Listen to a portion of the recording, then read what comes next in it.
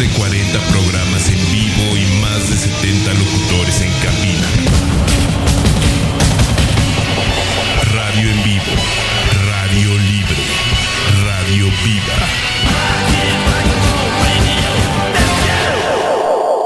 Con todo, menos miedo. Estamos de vuelta, mis queridos gorilas. Estamos en vivo y en directo para todos ustedes desde la Ciudad de México. Y estamos ya aquí compartiendo mesa con el señor Cristian Nader. ¿Cómo estás, maestro? Muy bien, buenos días a todos. ¿Cómo amaneciste? ¿Cómo estás pasando tu mañana? Decías que estuvo divertidísima la venida en metro. Sí, estuvo terrible, no sé qué pasa en la línea 3. Ajá.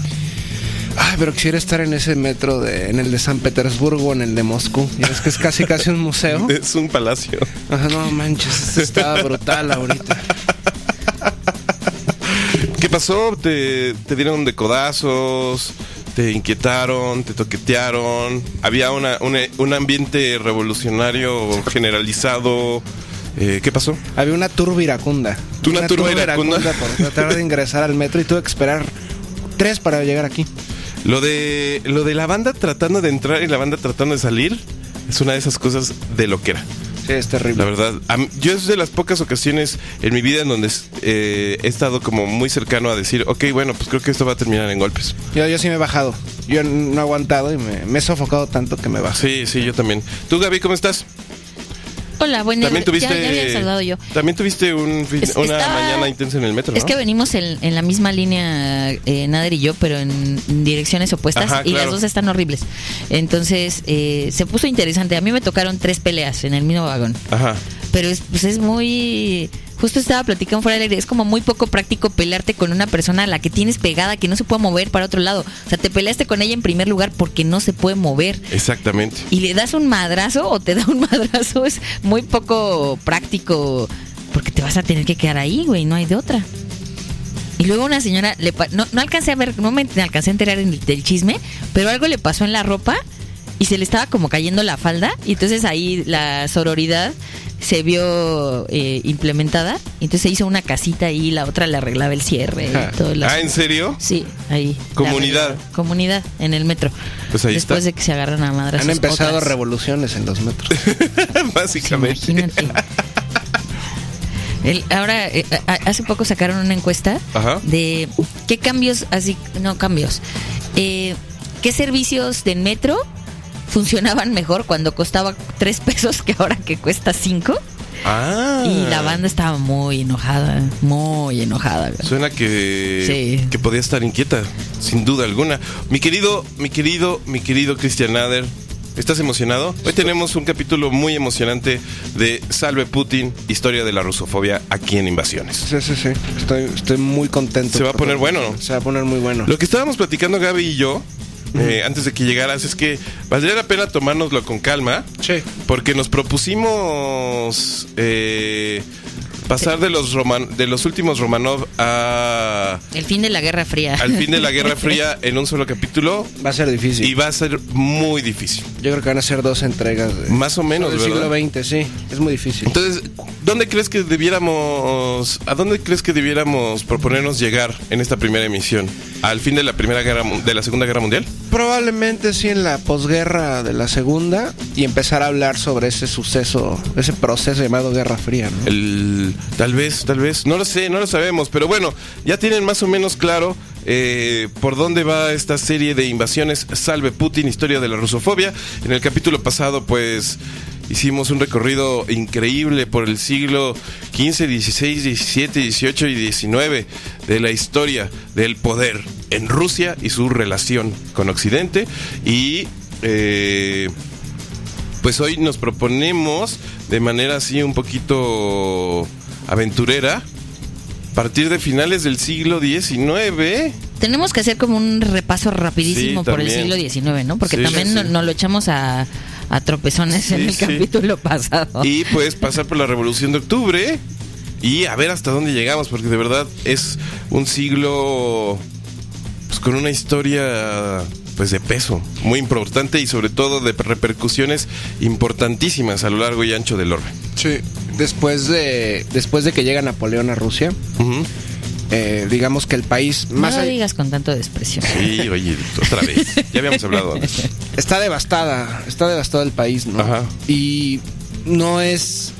Tarda mucho en reconstruirse. De hecho, nunca se reconstruye, ¿no? Está constantemente Rusia enfrenta problemas de diversa índole, desde hambrunas y carestía, hasta pequeñas revoluciones que se empiezan a dar en todo el país.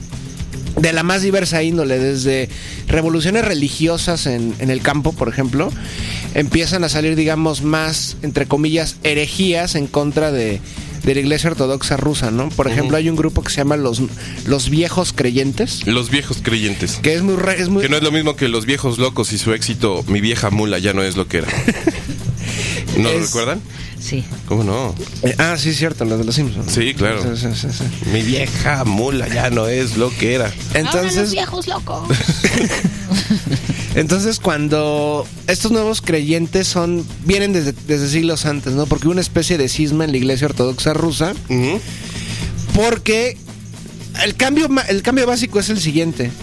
Se cambió en Moscú que ya no se podían persignar con 2 dedos. Ahora tenía que ser con 3. Entonces los creyentes protestaron. ¿Cómo está lo de los 2 y los 3? Primero, digamos, era así. Ajá. Y la Iglesia Ortodoxa rusa lo cambió así. Ok. Como en Occidente, creo. 2 dedos levantados primero y después 3. Ajá. Sí, acá el rollo es que tienen que ser, o sea, la cruz, ¿no? Es la cruz. La cruz con el pulgar y el índice. Sí. Y los 3 dedos levantados tienen que ser el meñique, el anular y el medio. El punto es que se enojaron muchísimo, entonces se separaron de la iglesia por la forma en de persignarse. Entonces eran una secta bastante importante y comenzó a hacer disturbios, digamos, en las provincias rusas, cerca de las ciudades. Entonces fue, digamos, la primera gran levantamiento. Y sumado a esto estaba toda la furia de los campesinos, porque francamente era insostenible la situación de... Las condiciones de vida. Las condiciones de vida, ¿no? Y sumado a esto, la pobreza después de la invasión napoleónica, pues fuera terrible. Ahí está. Pues ahorita vamos a platicar de justamente este terreno rico y fértil que después desembocó en, pues, ¿cómo dicen? Los días que conmovieron al mundo. ¿Se acuerdan? Sí. ¿No? Vamos, es que lo escuché clarísimo y así me vi en los 90. Así que prepárense, queridos amigos, porque comienza Invasiones de los últimos Romanov a los días que conmovieron al mundo, a las pues grandes guerras que el mundo ha visto y ha sido testigo, y tanto más hoy en Salve Putin, historia de la rusofobia, parte 3. ¿Ya? Zapato. Tanto más. Ahorita lo resolvemos. No sé si quieran, porque no tengo calcetines limpios. Pero bueno, ahorita lo resolvemos. Esto es No FM, todo menos miedo.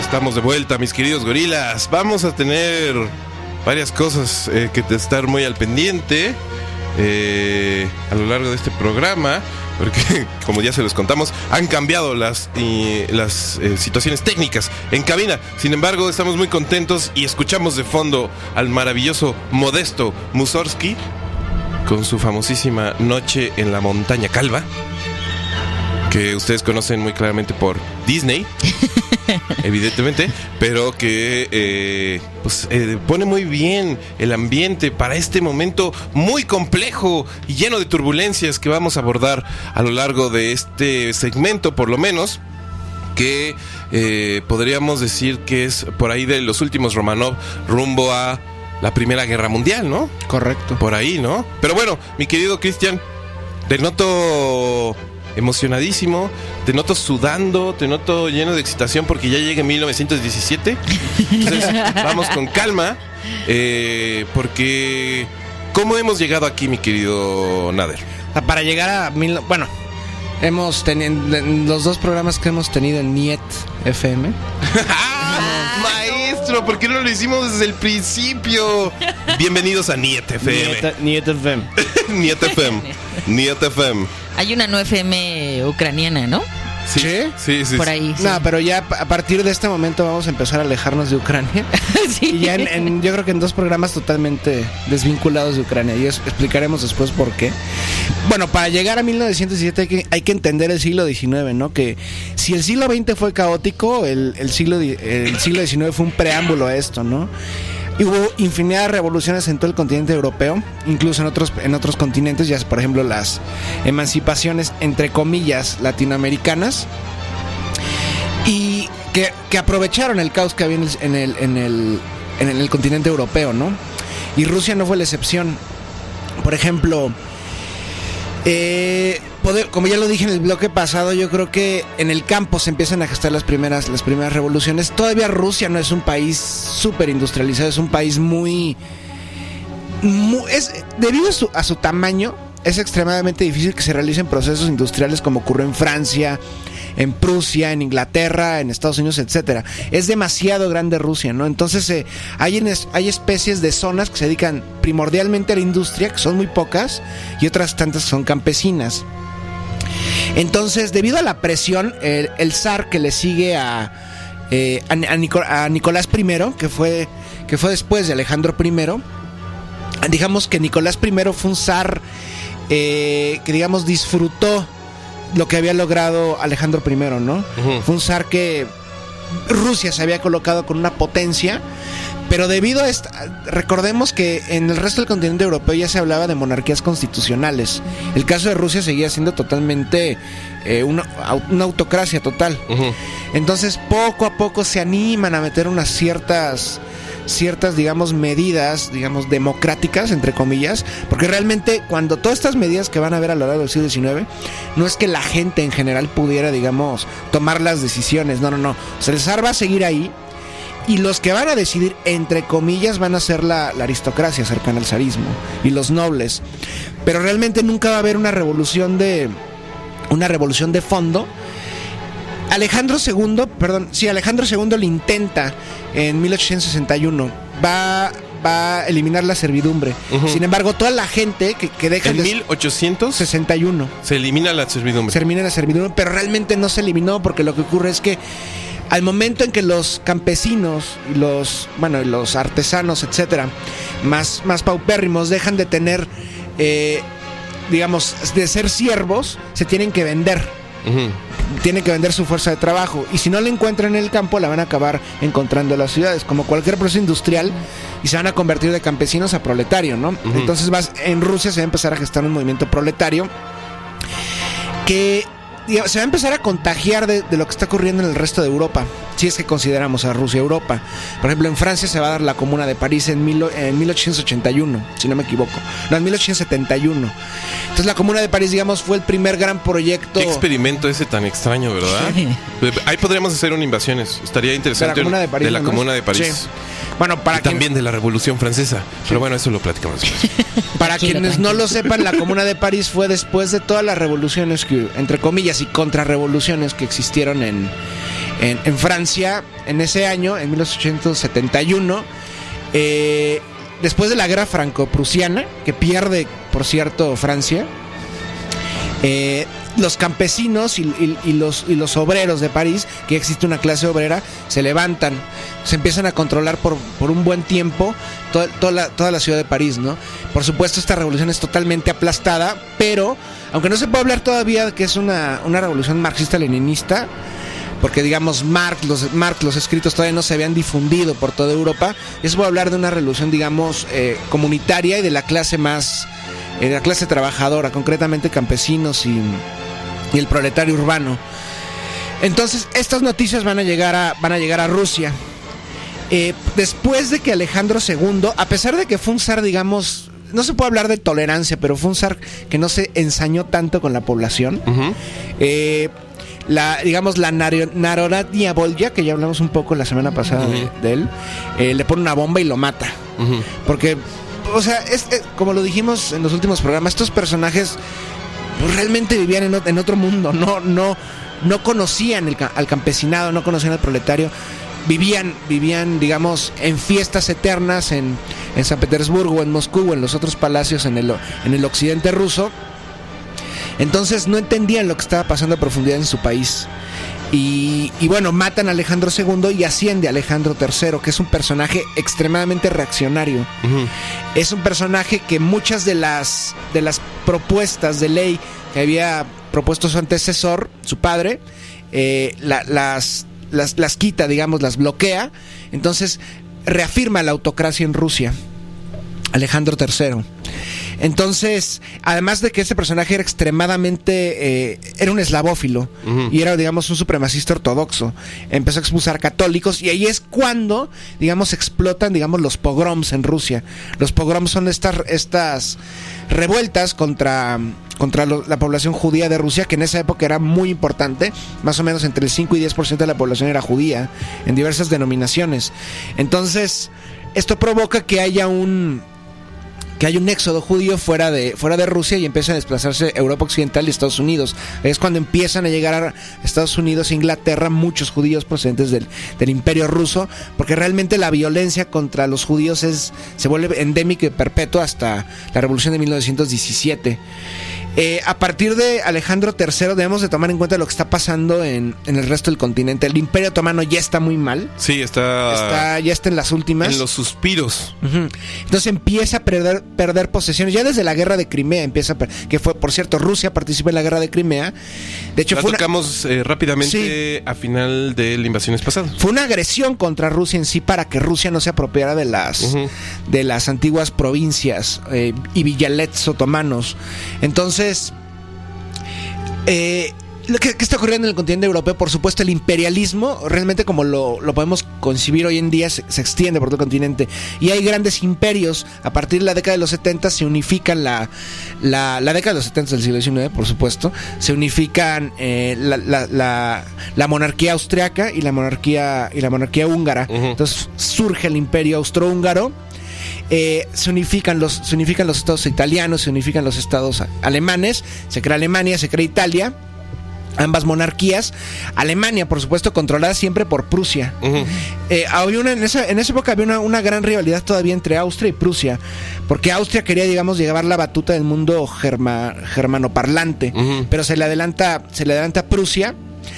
Prusia, Federico el Grande ya pasó. Sí, ya. Ahorita, digamos, está Otto von Bismarck. Y más adelante. El famoso. Sí, va a surgir el Kaiser Wilhelm. Pero bueno, todavía no llegamos a eso. Y a las potencias europeas añoran, o sea, lo que más querían era una guerra. Pero una guerra de grandes proporciones en que todos se enfrentaran y se repartieran, digamos, las nuevas. Lo que había soltado el Imperio Otomano. Entonces, digamos, Inglaterra es el que tiene la batuta en todo el mundo, digamos, es el pleno apogeo del Imperio Británico, está en la plena era victoriana y nadie se atreve a desafiar a Inglaterra. Sin embargo, en el resto del continente, en Europa continental es un caos, porque el Imperio Austrohúngaro se empieza, digamos, a querer expandir hacia el este. ¿Y qué ocurre? Que hay en el este, digamos, comienza, digamos, el mundo eslavófilo y de los pueblos eslavos. Tenemos justamente en el límite este del Imperio Austrohúngaro están los Balcanes. Y en los Balcanes está, Bosnia.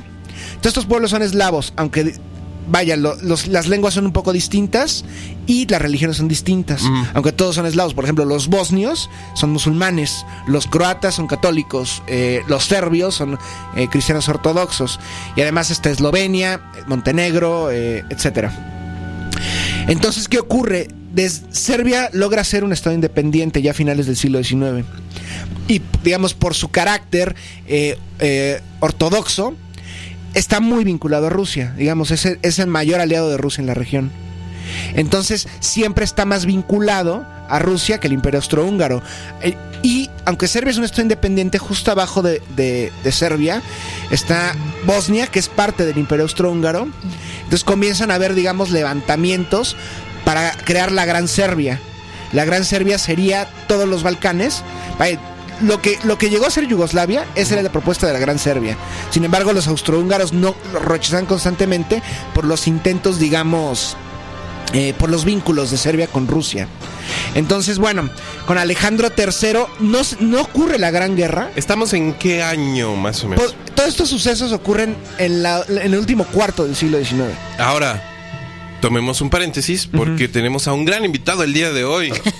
Tenemos a un testigo, tenemos a un sobreviviente, tenemos a un jugador, a un borracho, a un genio, dirían otros. A un epiléptico. A un epiléptico, a un apestoso, a un apestado, a un preso en Siberia en algún momento. Tenemos la buen Siberia. De invitado. ¿Con qué risa? Tenemos un buen amigo que constantemente dice ¡Al Gulag! ¡Al Gulag! Creo que te lo vamos a presentar, mi querido amigo. Si ustedes hubieran visto la sonrisa de Nader cuando dijo la buena Siberia. La buena Siberia. En fin, tenemos hoy como representante de ¿qué nos dirá la literatura rusa? La sabiduría de la literatura rusa. A el señor Dostoyevsky. Tenemos, vamos a jugar Libro Sabio con el primer tomo de las obras completas de Dostoyevsky. Y lo que nos dice en este momento sobre este periodo tan complejo. Pobre, pobre, ¿serías esa pecadora que crees ser? Ahí está, maestros. Pecador. Dostoyevsky acaba de hablar para todos nosotros. ¿En dónde vamos, mi querido Nader? Que él pasó un buen tiempo en Siberia, ¿no? Sí. Lo ayudó a reflexionar. Sí, pues... Tiene un librazo de su experiencia en Siberia. Es que sí, mientras los mexicanos, por ejemplo, del centro del país, pasan sus veranos en Acapulco, o sus inviernos, justamente los rusos suelen hacerlo en Siberia. Estas no serán particularmente vacaciones, pero... En unos spas, en unos tiempos compartidos. Que hagan aguas termales. Bueno, entonces, justamente esta época, Alejandro III es un reaccionario absoluto y él reafirma la autocracia. O sea, él rechaza a todos sus consejeros, son, digamos, conservadores en extremo. Entonces, cuando llegan todos los ideales liberales un poco tardíos después de la Revolución Francesa y de Ilustración a Rusia, él los rechaza, lo ven como algo nocivo y algo antagónico y ajeno a Rusia. Y por supuesto, al otro lado tenemos toda la propaganda que empieza a surgir en contra del Estado ruso zarista. En primer lugar, esto viene desde Napoleón. Napoleón ya empieza a meter propaganda y caricaturas en los diarios en contra de Rusia. O sea, realmente Napoleón lo colocaba así como son bestias eslavas casi salvajes que vienen a destruirnos. Por eso debemos hacer esta especie de guerra preventiva en contra de ellos antes de que ellos vengan por nosotros. Uh-huh. Entonces, esta digamos rusofobia cultural y pictórica y plástica, porque la vamos a ver que va a haber una rusofobia cultural y plástica, empieza desde finales del siglo XVIII y está totalmente asentada a finales del XIX. Es un siglo de rusofobia continua. Entonces, bueno, en 1894 acaba el reinado de Alejandro III y surge un personaje que se llama Nicolás II. Uh-huh. Que, bueno, lo adelantamos, tal vez ya lo sepan. El famoso... ¿Cómo le decían? Nicky. Sí, va a ser el último. El famoso Nicky. Ajá, emparentado como ya lo habíamos dicho también, con todas las monarquías del continente europeo, inclusive las rusas, están emparentadas con las demás. Pues se casa con la nieta favorita de la reina Victoria. Que bueno, la reina Victoria tuvo 11 hijos, que los tuvo repartidos por toda Europa. Después, eso es muy interesante, ya llegaremos ahí. Pero la Primera Guerra Mundial es un conflicto entre primos. Sí. Que acababan de echarse unos tragos en la Navidad pasada. Y querían ver quién tenía los barcos más chingones. Sí, una locura, impresionante. No, sí, o sea, y hay que entender la dimensión de esto, ¿no? Porque realmente es un conflicto de familias y es que igual no lo podemos contemplar ahorita, pero lo que pasó en el siglo XIX, cuando se extiende ese nacionalismo, porque los estados-nación realmente modernos surgen en el XIX, tal vez a finales del XVIII, pero es la gente, cuando había una guerra y cuando se convocaba al pueblo a guerra, realmente se metían a montones para ser reclutados y para ir a combatir por su país. Entonces era un fenómeno muy importante. Y en el caso ruso ocurría que todos eran eslavos. Entonces en el momento en que entra Rusia a la guerra, ya hablaremos de eso, la gente quería, digamos, mostrar el poder del pueblo eslavo, de los pueblos eslavos y de la fe ortodoxa. Entonces va a ser realmente una especie de cruzada contra los otros estados europeos, principalmente contra Polonia. O sea, los rusos en esa época ya odiaban a Polonia, a pesar de que estaba inmersa en el imperio.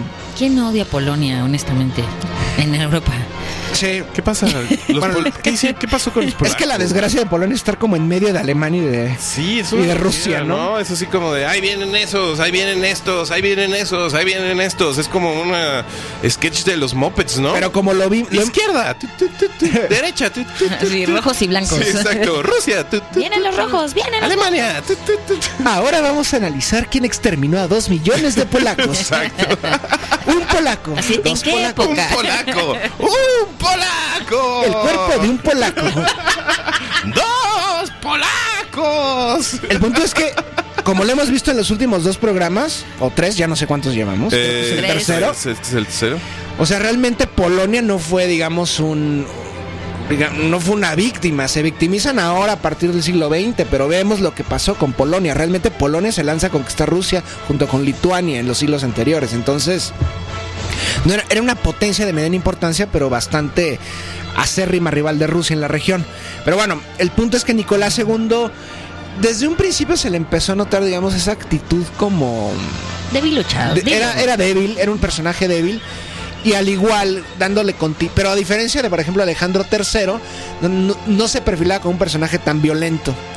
Lo veían como modernizador, porque la modernización en Rusia tenía que ser... era importante, tenía que ocurrir. Entonces, ¿cuál es una de las primeras medidas que él toma? Bueno, construir el Transiberiano. Que fue... busquen algún documental o lean algún texto sobre la construcción del Transiberiano. Es de las cosas más brutales que ha pasado en la historia de Rusia. Cuéntanos un poquito al respecto. Bueno, el Transiberiano, ya todo el mundo, o sea, los trenes entran a Rusia también muy tardíos. El proyecto Transiberiano, estamos hablando de recorrer casi 7,000, 8,000 kilómetros desde Moscú o desde San Petersburgo hasta un lugar que se llama Puerto Arturo, Vladivostok. O sea, tenía que recorrer todo el territorio ruso por pantanos, por la tundra. Y realmente murieron cientos de miles de personas porque, por supuesto, no era la mano de obra esclava, bueno, semiesclava entre comillas, y además se contrataban, por ejemplo, chinos, mongoles, y murieron cientos de miles. Y realmente, como no había dinero, porque esas fiestas que había en el Palacio de Invierno y en San Petersburgo, en el Peterhof, no se iban a organizar solas, ¿no? Necesitaba dinero. Entonces, ¿qué hacías para construir tu ferrocarril? Pues tenías que casi los trabajadores cortar las piedras con la mano y con palas. O sea, mientras en otros países ya se utilizaba dinamita, incluso nitroglicerina más adelante, en Rusia todo era mano. O sea, realmente se tardaba. No me digas que el Transiberiano se construyó vía un montón de ganas. Sí. No puede ser. Sí, fue. Pues, ganas. Así sí, como bueno, que tú dijeras, estoy siendo generoso, ¿verdad? Sí. Además, o sea, tanto que está celebrando Siberia, pues, ¿cómo no querías que no lo hicieran a mano si era lo que les enseñaban allá en su lugar de vacación? Sí, no, y digamos, por ejemplo, los chinos tuvieron un papel importante, por lo menos la población cercana a China, en Manchuria, por ejemplo. Y los chinos, de hecho, son los que construyen 2 de los más grandes ferrocarriles en el mundo. El transcontinental primero en Estados Unidos, que fue realizado con mano de obra china, y el caso del Transiberiano. Entonces los chinos tienen un papel protagónico en la construcción de ferrocarriles. Ahí está. Un dato curioso. Y entonces, ¿qué va a ocurrir? Se va a tardar muchísimo en la construcción del Transiberiano. De hecho, al final de su mandato lo entregan, y bueno, no es que haya sido un final pactado. Cuando salga Nicolás II del poder, va a estar terminado y va a ser un problema. En todos los sentidos. En todos los sentidos. El problema es que va a ser que ese Transiberiano que había planeado Nicolás II para modernizar a Rusia, le va a poner la soga al cuello. O sea, va a ser el gran transporte de la revolución. Sí, lo mismo que ocurrió en México, por ejemplo, con los ferrocarriles, que no hubieran, sin ellos los revolucionarios no se hubieran podido movilizar, ¿no? Claro. Entonces, bueno, la primera gran prueba de Nicolás II ocurre con Japón, en la guerra contra Japón de 1904 y 1905. El problema es que Nicolás II y todo el alto mando ruso, zarista, se veía muy seguro de sí mismo de que iban a poder contra Japón. O sea, Rusia tenía un historial de 100 años, digamos, no venciendo a Japón, pero por lo menos poniendo la batuta de que quién manda en el Extremo Oriente, ¿no? Entonces empieza la guerra. El Transiberiano, por supuesto, aún no está perfectamente bien. ¿Y qué ocurre? Pierde la guerra Rusia contra Japón.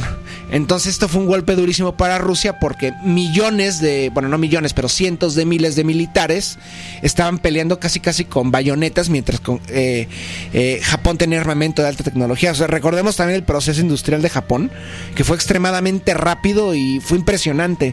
En 30 años de haber estado, digamos, inmersos durante siglos en un encierro, en la restauración Meiji, logran, digamos, transformarse en una potencia militar, ya no regional, sino mundial. Entonces vencen a Rusia y se da cuenta el pueblo que no nada más está muriendo de hambre. La clase militar se empieza a enojar con con Nicolás II, porque están totalmente desprovistos de armas. Entonces pierden la batalla y va a ser, digamos, la primera gran descontento en contra de Nicolás II. Que por cierto, ahí se inaugura en muchos sentidos la participación de Estados Unidos como policía mundial. Porque fue Teodoro Roosevelt. Ellos fueron, digamos, el gran Teodoro Roosevelt. Teddy Roosevelt. Ajá, el gran Teddy Roosevelt. El que dijo, ok, a ver, carnales, ¿qué está pasando? Calmados, tranquilos. ¿Qué está pasando? Les dijo, siéntense en una mesa. Y ellos dijeron, no, ¿cómo? Rusos y japoneses nunca en una mesa. Entonces dijo Roosevelt, ¿cómo no? Siéntense en mi mesa. Y Estados Unidos fue el que puso el terreno y se inauguró también la gran personalidad de Estados Unidos a nivel mundial en términos de su participación en librar o apaciguar o enardecer conflictos bélicos a lo largo y ancho del mundo, con famosas frases como: en una mesa de negociación, siéntate con los mejores argumentos o un palo muy grande. Teddy Roosevelt. Ahí está. Si no saben quién es Teddy Roosevelt, es un gordito de lentes. Y tantas cosas más. Luego hablaremos, si quieres. Por ejemplo, debiéramos hablar del canal de Panamá, por ejemplo. Sí. O sea, realmente Estados Unidos compró un país. O sea, creó un país. Creó un país. Y también tomar en cuenta que Estados Unidos es un imperio colonial. Claro. O sea, Estados Unidos empieza a acercar a Rusia por el sur y por el norte. Recordemos que Rusia comete el error más terrible de su historia, que es venderle Alaska a Estados Unidos. Entonces empiezan a tener contacto con Rusia vía las Aleutianas y todas estas islas. Y por el sur, Estados Unidos empieza a ocupar todas las islas del Pacífico insular. Entonces se empiezan a acercar a Rusia al Extremo Oriente, porque saben que en un futuro el comercio mundial se va a trasladar del Atlántico al Pacífico. Y bueno, ¿qué ocurre mientras tanto en Rusia? Va a ocurrir, digamos, una revuelta en todos los sectores: militares, campesinos, mineros. Los mineros de los Urales se van a levantar y va a haber se puede considerar la primera revolución del siglo XX en Rusia, la revolución de 1905, ¿no? La revolución de 1905. Que hay un momento muy importante. Hay un barco muy famoso que realmente se levanta. Debemos tomar en cuenta que ya hay consignas comunistas. El marxismo-leninismo ya están metidas ahí, otras tantas comunitaristas, otras tantas anarquistas, ¿no? Ya fue este primer atentado contra el zar por parte de esta organización a la cual pertenecía el hermano mayor de Lenin. Sí, este fue contra él pertenecía a la Narodnia Volya, que era la voluntad del pueblo, ese era el nombre de la organización, y ya fue ejecutado. Ok. Ajá. Entonces, un pequeño Lenin se estaba graduando mientras a su hermano lo colgaban en San Petersburgo. Por querer matar al zar. Entonces, decisiones. Consecuencias. Luego lo va a vengar. Sí. Luego vas a ver de qué manera lo va a vengar. Luego va a poner los puntos sobre las IES. Entonces, este barco, por supuesto, es el acorazado Potemkin. Ajá. Nombrado aparte en honor a tal vez el amante más famoso de la reina Catalina la Grande. Casarín. El general Potemkin. Entonces, al cual le decía, ¿qué? ¿Cómo le decía? Mi corcel o algo así. Se tenían una pasión eran bien desmedida. perversos, aparte. Sí, oscuros, hermosos. Sí. Entonces, de hecho, vean la película, ¿no? Primera referencia fílmica. La primera película de Sergei Eisenstein. Creo que es la tercera o cuarta película de Sergei que recomendamos. Ya es la tercera. Sí, como la quinta. No, como la quinta. Ya, sí, ya, ¿verdad? ya. Sí, por supuesto, de Sergei Eisenstein, el acorazado Potemkin. Creo que está en YouTube y está completa. Y ustedes la han visto, mis queridos gorilas, por todos lados. Ustedes tal vez no la han visto, pero la han visto una y otra vez. Es la gran inauguración del cine moderno en muchos sentidos. Escenas famosísimas como una carriola cayendo por las escaleras. Claro. El montaje, el famosísimo montaje cinematográfico, inaugurado también en el acorazado Potemkin. Una pieza clave del desarrollo de la cultura humana. De Rusia con amor para todos ustedes. Y que los planos picados, la fotografía ya como una expresión emocional y discursiva dentro de la cinematografía, etcétera. Esa es una inauguración rusa a partir de El acorazado Potemkin y otros trabajos, evidentemente, pero El acorazado Potemkin sí pone ya en pues altas velocidades justamente lo que después entenderíamos cada día y día tras día como el séptimo arte. Ahí está. De hecho, deberíamos hacer un programa de cine e historia, ¿no? Yo creo que sería muy bien. Ya está. Ya tenemos como 7 aquí apuntados, mi querido Nader. Sí, que por cierto, Eisenstein estuvo en México. Sí. Filmó una película en México. Que también está, Viva México, está en YouTube también. Pero bueno, ¿qué está ocurriendo en el resto de Europa mientras se sofocan y hay unas matazones impresionantes en Rusia para paliar las revoluciones? Bueno, en Europa los imperios se están preparando y se empieza, digamos, a ensalzar este furor nacionalista en todos los países de Europa. Más que nada en el mundo de habla alemana, ¿no? Los alemanes estaban ansiosos por probar, porque el problema de Alemania es Alemania no tenía, digamos, un imperio colonial como el resto. O sea, Alemania tenía posesiones en Prusia Oriental, tenía...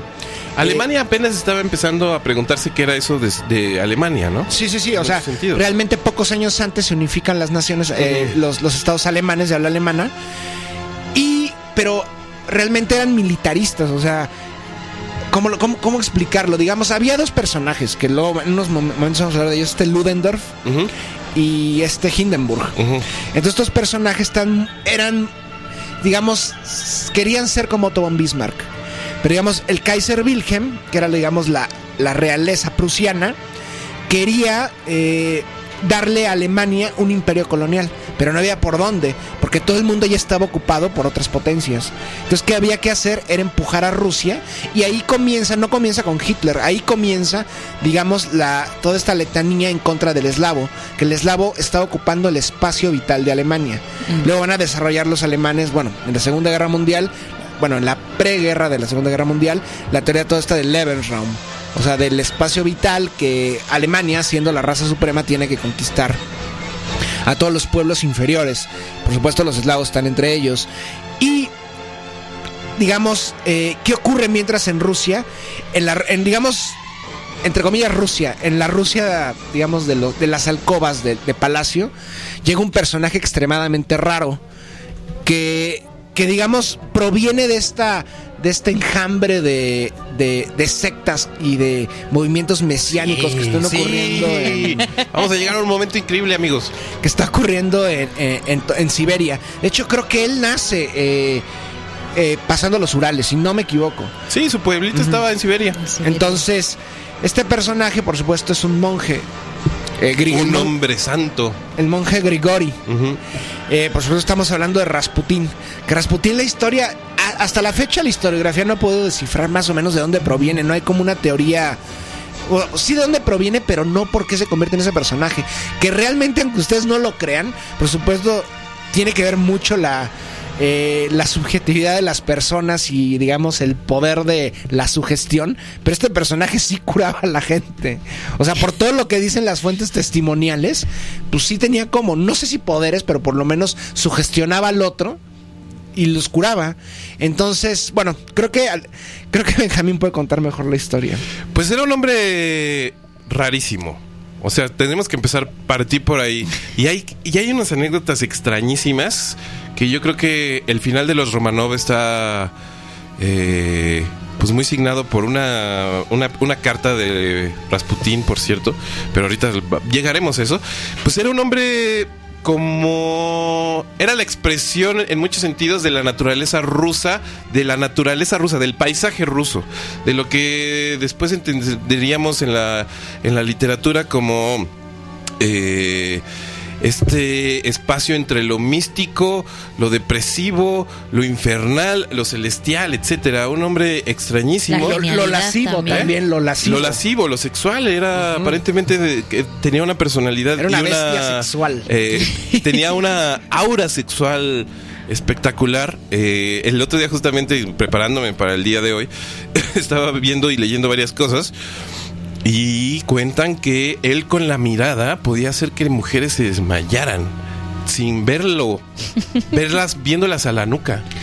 Era como verlas a la nuca. Ajá, así. Una señora, vi un documental de que se los voy a recomendar, por cierto, al rato, sobre sobrevivientes, hombres rusos y rusas de 90 a 100 años, platicando de los últimos años de los Romanov. Uh-huh.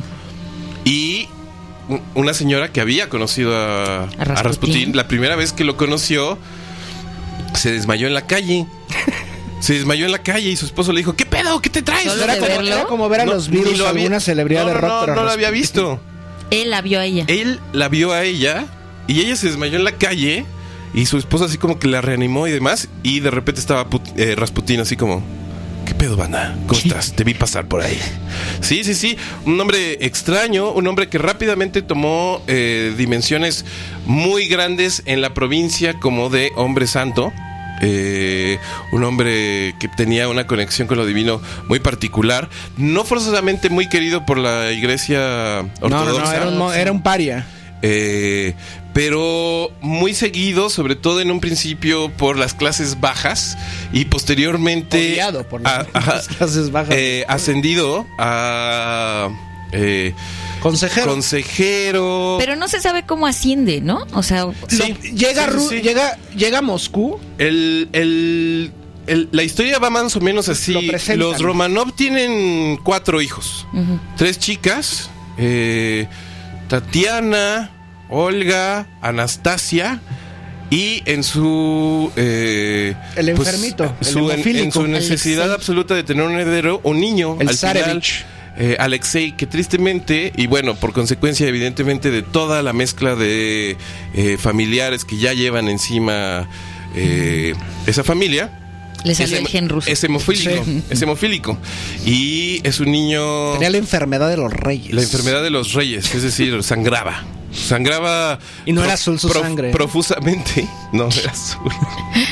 ¿Por qué, Nader? Estamos hablando de un niño. Estamos hablando de un niño. Conforme nos acercamos al 18. Sí, sangraban.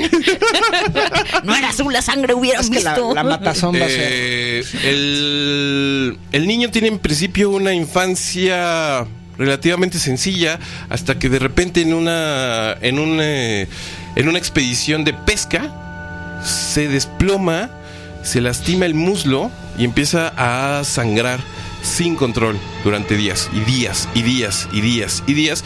Y ¿cómo se llama la Alejandra? La zarina Alejandra se entera de la existencia de que hay un hombre santo por ahí que puede curar con las palabras y con las manos, que lo único que necesita él es acercarse, rezar, soltar algunas partes y demás, y se le convoca. Esa es la manera en que Rasputín llega a las altísimas esferas del poder ruso. O sea, ellos mismos lo convocan. Él no aparece sin la nada. Sí, ningún médico puede hacer nada. Los médicos le dan al niño un par de meses, un par de semanas. Nadie puede hacer nada. Llega Rasputín y aparentemente le dice al niño, aliviánate, todo va a estar bien. Levántate y y anda. deja de sangrar. El niño deja de sangrar.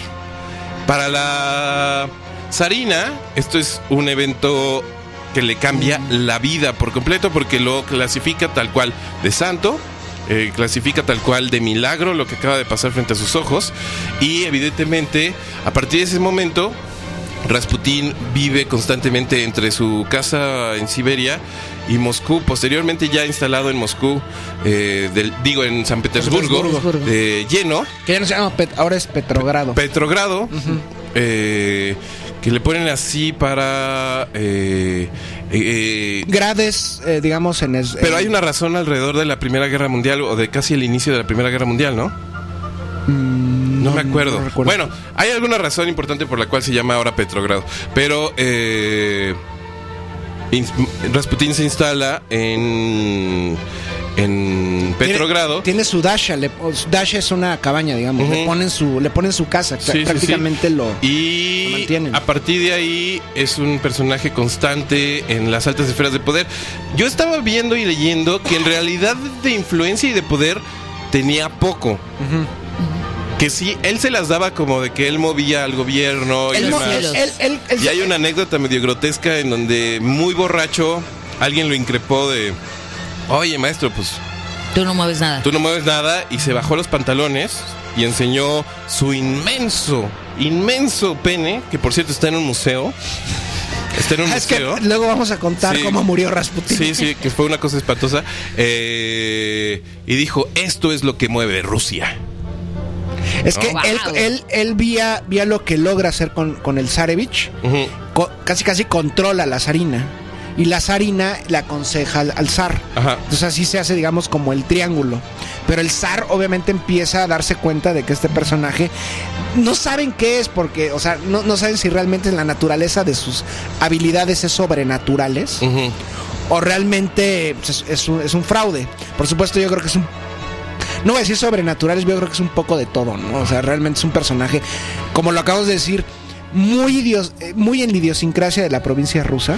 Y creo que era un personaje embriagante. Sí, en sí, muchos sí. sentidos. Pero no nos precipitemos, mi querido Nader, porque en la medida en que Rasputín se está involucrando en la vida de los zares, ¿Qué está pasando en ¿qué Europa? está pasando en Europa? Pero ¿no? quería hacer un paréntesis, que quería hablar de esto la semana pasada. Hay otra mujer, una mujer que está haciendo algo parecido a nos Rasputín, querías pero contar de- pero digamos en el resto de Europa. Ella proviene de la aristocracia rusa. Se llama Blavatsky, Madame Blavatsky, que es muy parecida, digamos, a Rasputín, pero de las altas esferas. Ella, por supuesto, recordemos lo que está pasando en el resto de Europa. Está surgiendo, por ejemplo, el espiritismo. Que el espiritismo llegó a un punto en que le estaba compitiendo a todas las religiones organizadas. Realmente ya era una religión muy, muy importante. Bueno, no una religión, pero una corriente de pensamiento místico, sobrenatural, muy importante. Entonces, Madame Blavatsky también proviene, digamos, de diferente forma. Rasputín, por supuesto, de este pensamiento raro que hay en Rusia, ¿no? Ujú. Todo el misticismo ruso. Ella va a fundar lo que se llama la Sociedad Teosófica. La famosa sociedad teosófica. Que de ahí van a ver otros personajes más adelante que van a salir de ahí, por ejemplo, Aleister Crowley. Ujú. Digamos, son personajes que algún día vamos a tocar. Y muy después, extraños. Led Zeppelin. Sí, hay una colección Rasputín Led Zeppelin también por ahí. Sí. Hay una línea directa entre Rasputín y Led Zeppelin. Entre John Bonham y Robert Plant y Jimmy Page. ¿Y Madame cómo? Madame Blavatsky. Madame Blavatsky, madre indiscutible de jeje, mamá, etcétera. Que también tiene Ahí está. tiene esta mirada también muy parecida a Rasputín. Sí. Bueno, pero ¿qué pasa en Europa? 1914. O sea, ya por cierto, el Transiberiano ya está terminado. Ujú. Lo lograron Ya terminar. hubo muchas huelgas a lo largo de Rusia. Ya hubo otra anécdota tristísima de Nicky. Ya hasta le vamos a decir Nicky, Nicky. pobre cabrón, la verdad. Alias Nicolás II, El día en que se último casa, romano. el día en que se casa, comienzan todo mal. Todo mal. El día que se casa, en las celebraciones de su boda y de su coronación, se le cae una inmensa instalación que habían puesto en no sé dónde, que me imagino que en San Petersburgo, instalación de madera y demás, para celebrar. La boda. O sea, se hacían ferias y grandes fiestas y demás. Se desploma una de estas grandes estructuras y mata a miles de paseantes y de gente que estaba celebrando. Recordemos que la los boda. muertos en Rusia no son de decenas, siempre son miles. miles.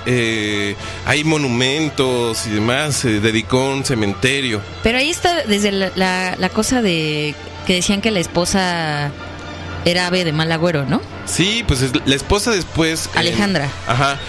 En el ambiente de la Primera Guerra Mundial, pues ella es alemana. Ujú. Y no solamente eso, la guerra la inicia su primo, ¿no? El carnal de... ¿Cómo se llama? El de los bigotes acá chingoncísimos. El Kaiser Wilhelm. Ujú. O sea, vamos a ver. El primo Willy. El primo Primo Willy. Willy. Que se puso De loco. hecho, son las aventuras. Justo, hay ¿Han un. visto hay el un video texto- ese de un pinche borracho que saca así el arbolito de Navidad y lo quema en el patio y demás? Ese era el primo Willy. Así como, no mames, primo Willy. Hay un libro, una película, no recuerdo creo que es un libro que se llama Las aventuras de Nicky y Willy. ¿En serio? Sí.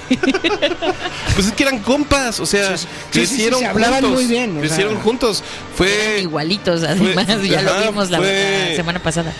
Fue muy doloroso para Nicky al inicio de la Primera Guerra Mundial en esos términos. Pero para porque ellos era un juego de honor, ese Ajá. es el punto. Ujú. Mientras que realmente morían millones de personas, Ujú. para ellos va a ser un juego realmente para reclamar el honor de sus países y a fin de cuentas todo queda en familia. Ujú. Y recordemos, en esa época Rusia ya sobrepasaba la población los 100 millones.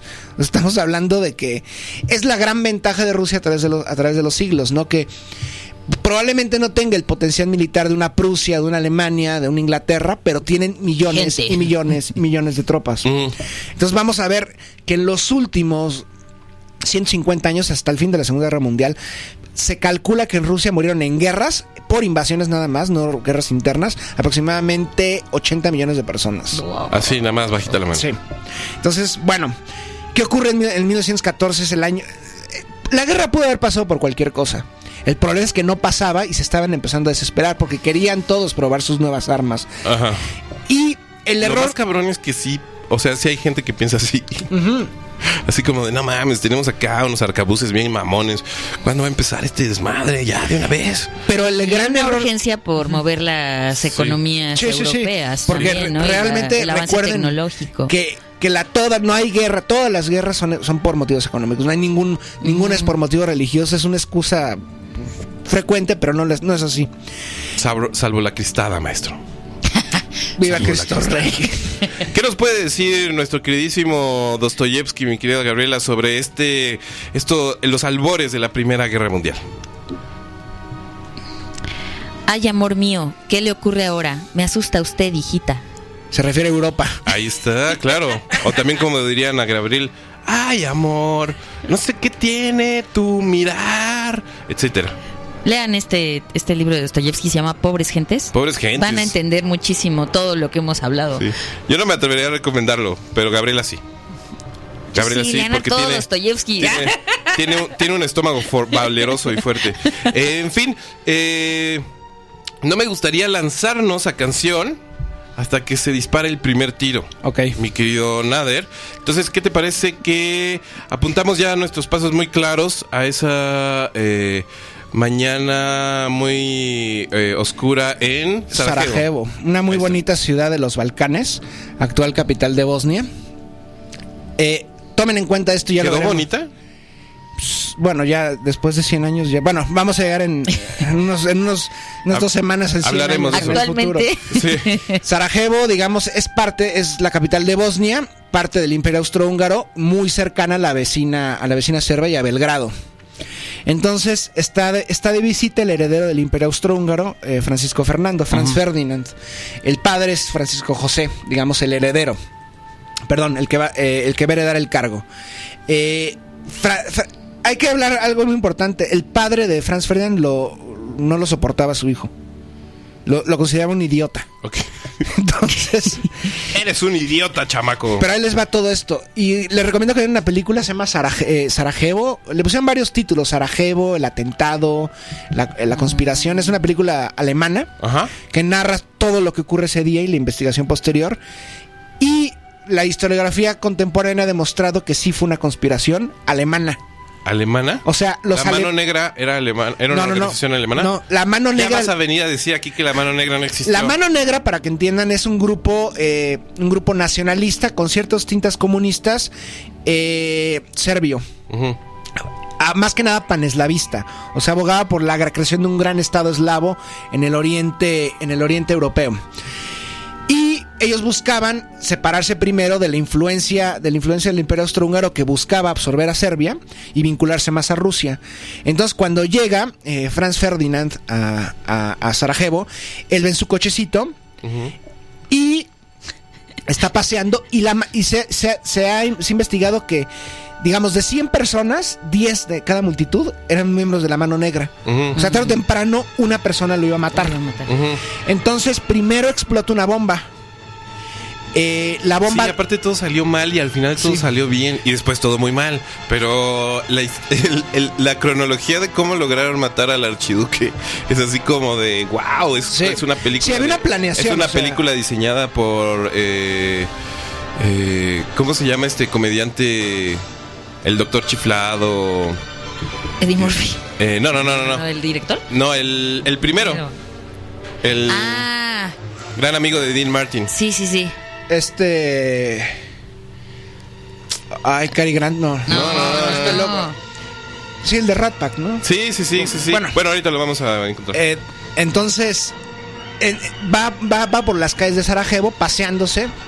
Por supuesto, la población bosnia, en su mayoría musulmana, en parte no están tan vinculados al Estado austrohúngaro, pero digamos respeta a la monarquía austrohúngara porque los protegen de los serbios. Recordemos que las tres grandes grupos étnicos que hay ahí son eslavos, pero son de religiones distintas. Los croatas son católicos, los bosnios musulmanes y los serbios ortodoxos. Ajá.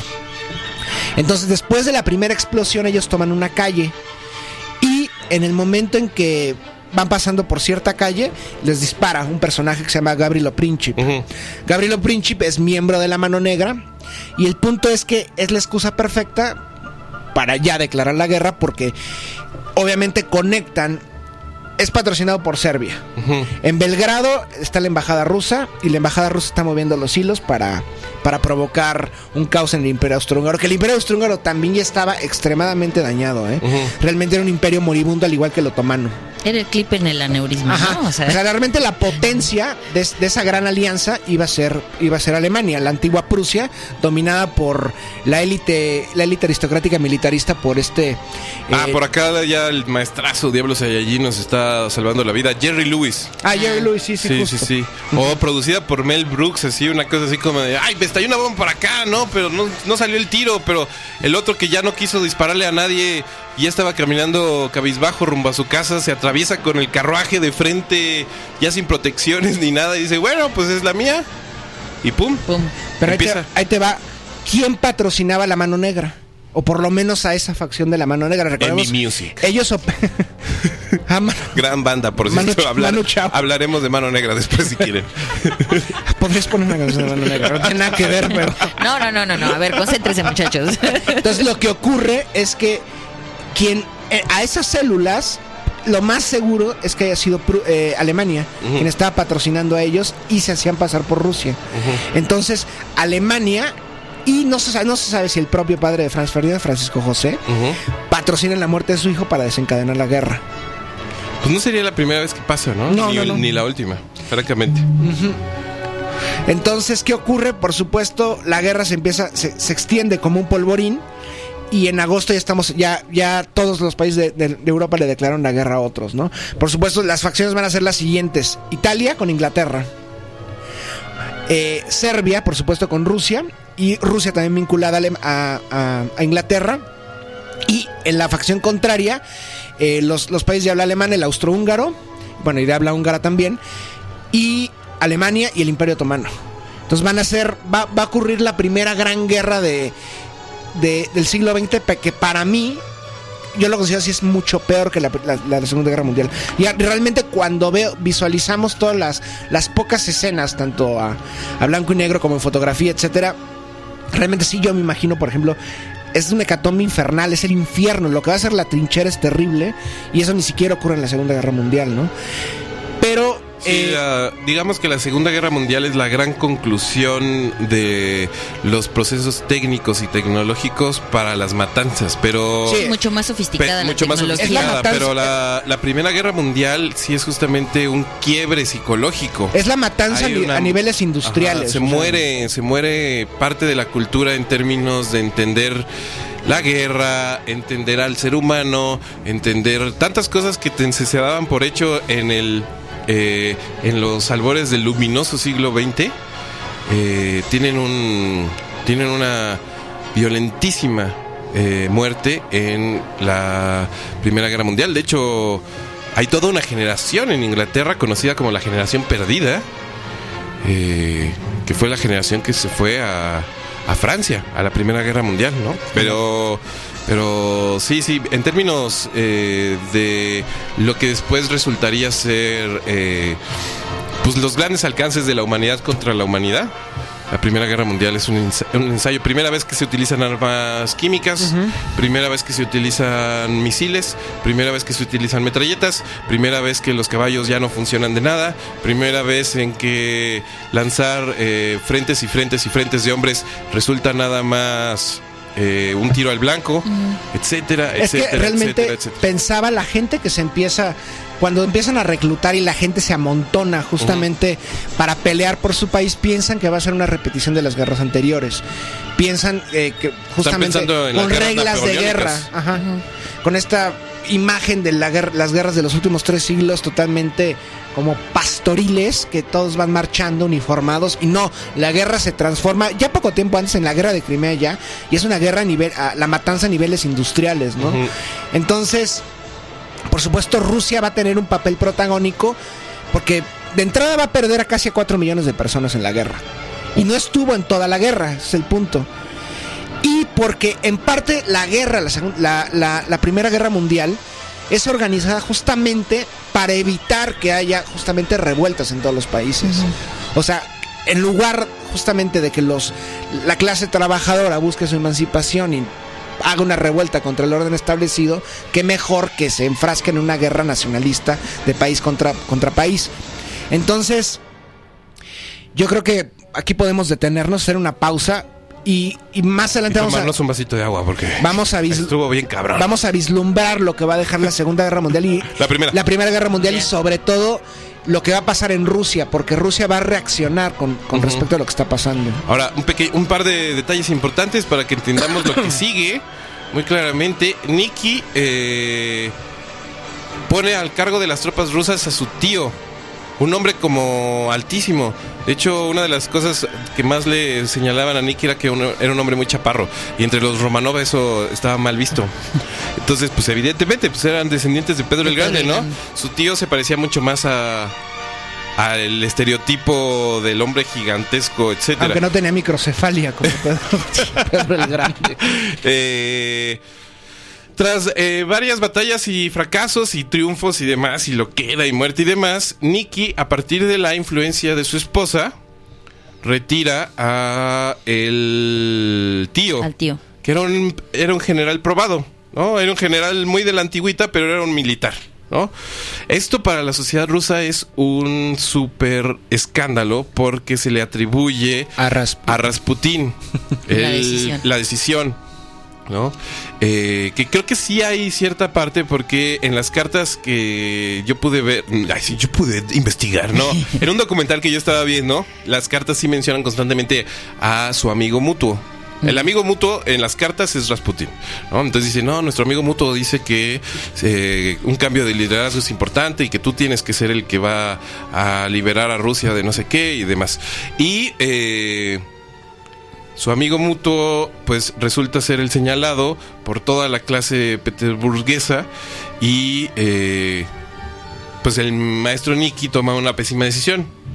decide él ser el general de todas las tropas rusas. Y era un inútil. En la Primera Guerra Mundial. O sea, pero imagínate que este personaje Rasputín pasa de ser casi un hipnotista a consejero de guerra. Sí, imagínense que de repente Walter Mercado... Es una historia de éxito. Walter Mercado estuviera... Pero acaba de pasar en Corea, ¿no? Bueno, recordemos acaba de pasar en Corea. Sí, la Rasputina coreana. La Rasputina coreana, ¿no? Y también recordemos que todos los presidentes estadounidenses han tenido a su consejero, ¿cómo se le podría llamar? Como de las mancias, a sus adivinos y todo. Esas personas están cerca de personajes así. Para este momento, Rasputín ya paraba las hemorragias del zarevich vía correo. Sí. No, nada más para que se den un quemón de la relación loquísima que ya tenía con la familia. Cuando Rasputín recibía noticias, porque Rasputín no estaba todo el tiempo en San Petersburgo, tenía una familia, varios hijos en Siberia. Cuando no estaba en San Petersburgo, le avisaban: oye, este chavo anda sangrando de nuevo, ¿qué hacemos? Y le mandaban una carta: tranquilo, señor, tranquilo, chico, deje de sangrar. Y dejaba de sangrar, ¿no? Entonces la zarina estaba vuelta loca con toda esta situación, evidentemente, porque aparte no era cualquier niño, era el heredero. El zarevich. El heredero a la corona. No podía morirse bajo ninguna circunstancia. Cuando la Primera Guerra Mundial se empieza a poner muy, muy loca, Rasputín ya sabe que tienen los días contados. Vamos a hablar de... ¿No? Es que me quiero ir con este último momento de Rasputín, porque es muy importante, ¿no? Antes de su impresionante asesinato y demás, a lo cual llegaremos ya en unos minutos, le manda una carta a Nicky y le dice: querido maestro, usted es un gran líder, emperador y demás, solo quiero hacerle una advertencia. Si yo llego a morir, esta es una carta que está en los archivos. Si yo llego a morir por gente que usted conozca, a mano de gente que usted conozca, su familia y usted no van a tener más que 2 años de vida. El pueblo ruso los va a aniquilar. Wow. Así, tal cual, ¿no? A las semanas, Rasputín es asesinado. Pero el punto es cómo lo matan. O sea, ¿cómo no lo matan? Por el sobrino de Nicky. En una escena brutal. Entraremos. Sí. Vámonos con música, señoras y señores. Nos echamos un bloque interminable. Enorme. ¿Qué tiene que decirnos la literatura rusa sobre todo lo que hemos platicado en este momento, mi querida Gabriela? Yo estaba quieto y escuchaba sin atinar con el modo de entablar conversación aparte, lo antes posible, con Caterina. El diplomático contestaba a no sé qué pregunta de la condesa referente al estado de los asuntos contemporáneos, a las incipientes reformas y sobre si procedía a asustarse o no de ellas. ¡Ay, güey! Regresamos. Estamos en Invasiones. Salve Putin, parte 3. Historia de la rusofobia.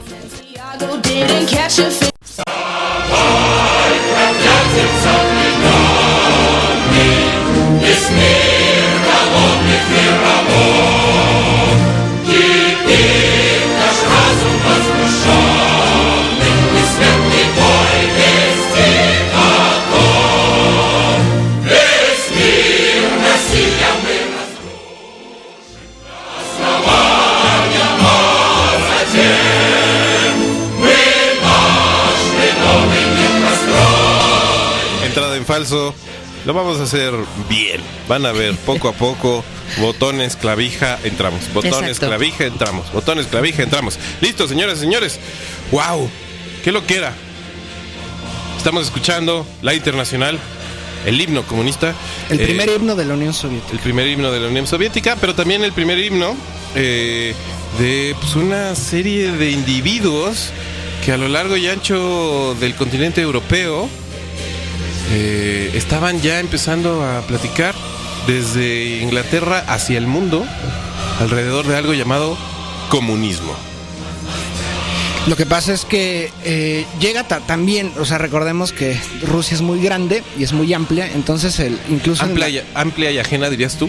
Sí, Sí, creo que es muy ajena al resto del mundo Rusia. Y entre ellas es muy grande. Sí. Y hay muchos antagonismos regionales, nacionales. Pero antes de que entremos, Nader, Sí. espérame, porque necesitamos saludar a la gente que nos está escuchando. Así Y es. antes de que nos soltemos otra hora de plática, chingoncísima por cierto, pero una hora de cualquier manera.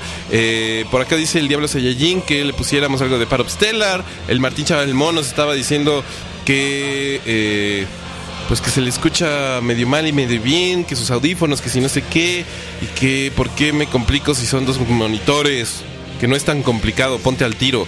Pues poco a poco, yo soy un agente de procesos muy lentos, mi querido amigo. El Gansolín también dice, ya, amistades y listo para invasiones. Saludos al maestro Exosapiens. Mostrovich dice que ya está listo. Jesús Irarrázaval desde Chile. Irarrázaval dice, nos preguntaba por apps y demás para podernos escuchar. Ya nos está escuchando y le mandamos un abrazo muy, muy apretado hasta allá, hasta el Cono Sur. Daniel Titlán dice, me encanta que tía Benji diga canijo. Les dejo amor porque en el metro me hará imposible escucharlos. Vic Warlagen dice, buen día gorilas, oigan, ¿tienen podcast? Los que vi en su página son muy viejos. Casi no, mano, la verdad. Lo nuestro es la radio en vivo. Así es. Arte efímero.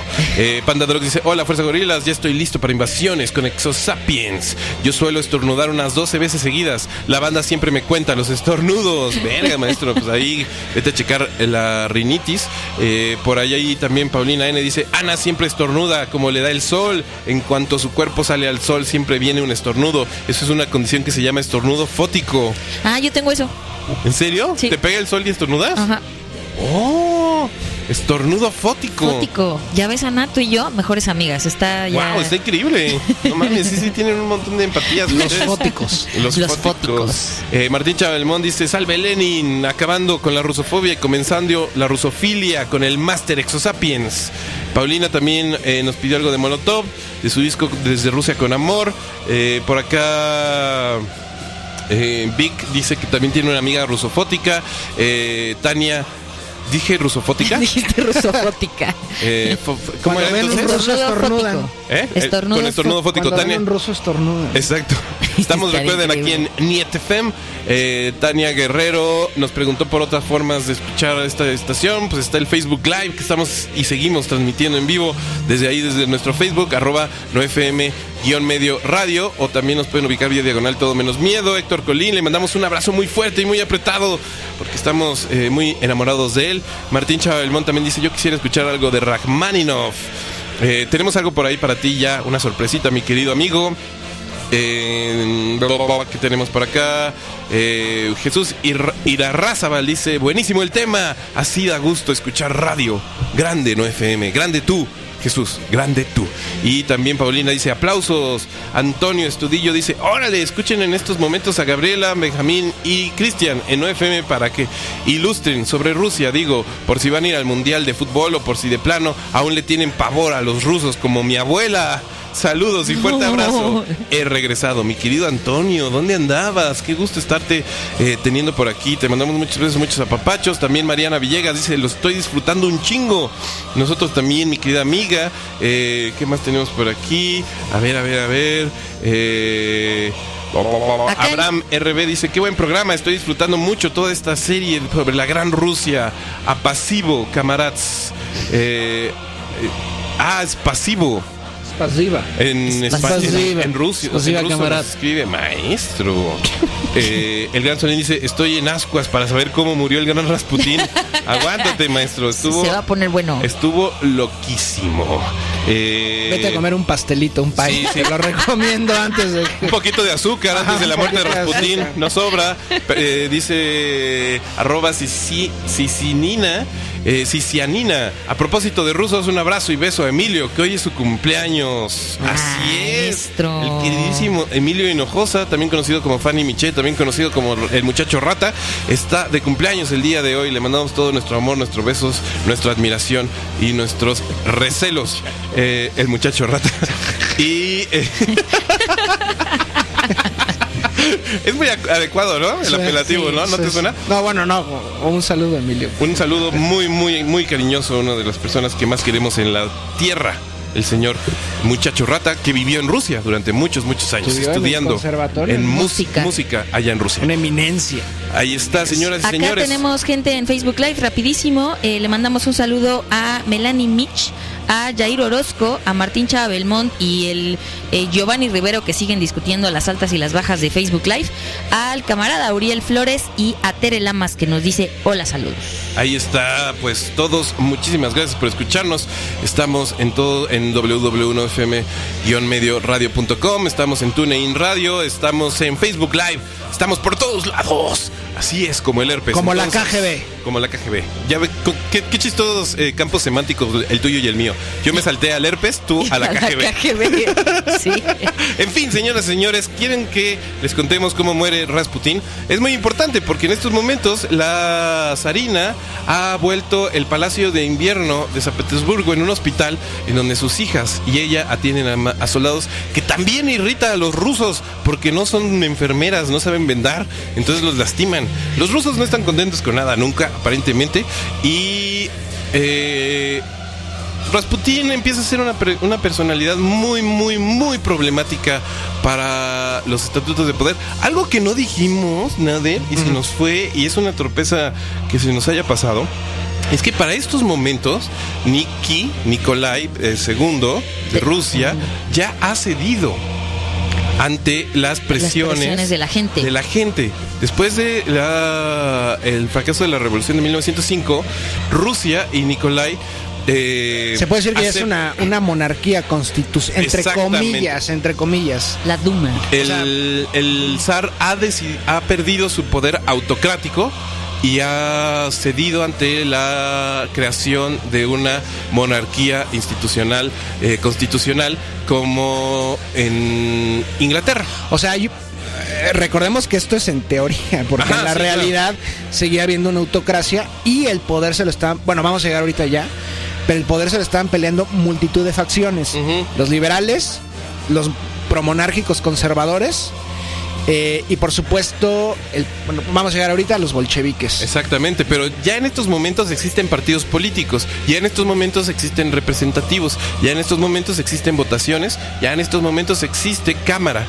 Entonces, eso es muy importante porque la gente luego piensa que 1917 estalló como una bomba y que de repente había como, ¡hey! ¿Qué pasó? Matemos al zar, etcétera. Pero la mayoría de ellos no querían justamente deshacerse de la monarquía. Ajá. La querían unos como símbolo y otros como justamente regulada. Entonces, eso es muy importante de tenerse en cuenta.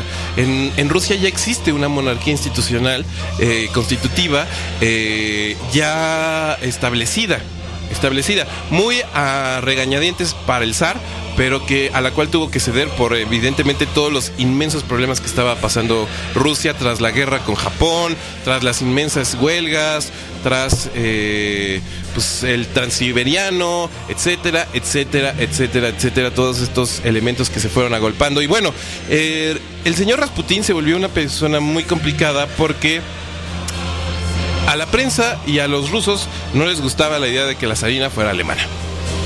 Primer elemento. Segundo, la Primera Guerra Mundial fue una verdadera locura. Estamos hablando de, hagan de cuenta ustedes, la parte más oscura de su cerebro, multiplíquenlo por 1000. Es que era toda esta onda de ya somos civilizados. Y después fue de, wow, no lo somos nada. Pero había un momento en que los trenes que iban rumbo al frente, rumbo al oeste, o sea, los soldados iban sin armas. O sea, casi el gobierno les dijo, peleen con palos, lleven sus propias armas para pelear contra Prusia, contra Alemania, que ha desarrollado ametralladoras automáticas, las cuales, por cierto, se pusieron la primera vez que se fueron tanto en la Primera Guerra Mundial como en México. Porque entraban a granel para acá. Ahí está. Entonces, mucha gente está... y esto también muy incitado por ya las facciones radicales que están tratando de darle una buena refrescada al poder en Rusia. Se está empezando a decir y a comentar constantemente de que Rasputín es la figura tutelar y la figura que está dominando el poder de los Romanov, lo cual era falso. lo cual era falso, eso sí se tiene que aclarar. Rasputín era una persona muy cercana a la zarina, y la zarina era una mujer ya en estos momentos muy desgastada y muy psicotizada por la enfermedad de su hijo, Alexei. Era un niño hemofílico, tristemente hemofílico, un niño muy hermoso también, y muy juguetón y muy divertido. Hay muchas grabaciones, y esto es muy bonito de tenerse en cuenta. La vida común de los Romanov está retratada de dos maneras: ya en cine, ya en film, Películas ya caseras. en películas caseras. Y el maestro Nikolai era un inmenso aficionado a la fotografía, pero absoluto. Entonces, de hecho, hay mucha gente que dice que si no hubiera sido zar, hubiera sido un gran fotógrafo, porque su vida familiar de verdad era muy rica. Ustedes nunca tendrán una vida familiar tan hermosa como los Romanov. Perdónenme que se los diga, queridos amigos. Ni hemofilia.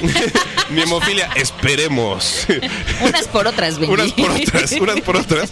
Pero tenían una vida muy rica, muy cercana, muy intensa. Y Que de hecho era de las críticas a Nicky, ¿no? Que estaba demasiado le gustaba su vida. concentrado en su vida Ajá, familiar, pues era y era como la una de las crítica a todos los debilidades, zares, ¿no? Ajá. Que vivían Sí, en su sí. mundo, justamente con la fotografía, hacían sus sesiones fotográficas en el jardín, totalmente. Sí, pero que ni siquiera era como paradisíacas. concentrado en la vida de Palacio, sino en su vida Sí, sí, sí, familiar. sí, era una ¿no? familia. Tal cual. Imagínate que estás acá con tu hija, la más rubia y más hermosa, que se está cumpliendo sus 16, y van y te preguntan: ¿qué hacemos con estos huelguistas allá en Petrogrado? Y dices: échales a los caballos, déjame en paz. Mátenlos en caliente. En fin, la cosa es que el señor Rasputín tiene que ser eliminado, y el que se pone la responsabilidad de hacerlo son altos funcionarios del gobierno de Nikolai II, Condes, y con unos condes, el duques. sobrino, primo, un individuo bastante joven, y lo invitan a cenar. A Rasputín. Que porque quería ver a la esposa, ¿no? A la esposa de uno de esos, porque estaba enferma, entonces necesitaban su ayuda. Ajá.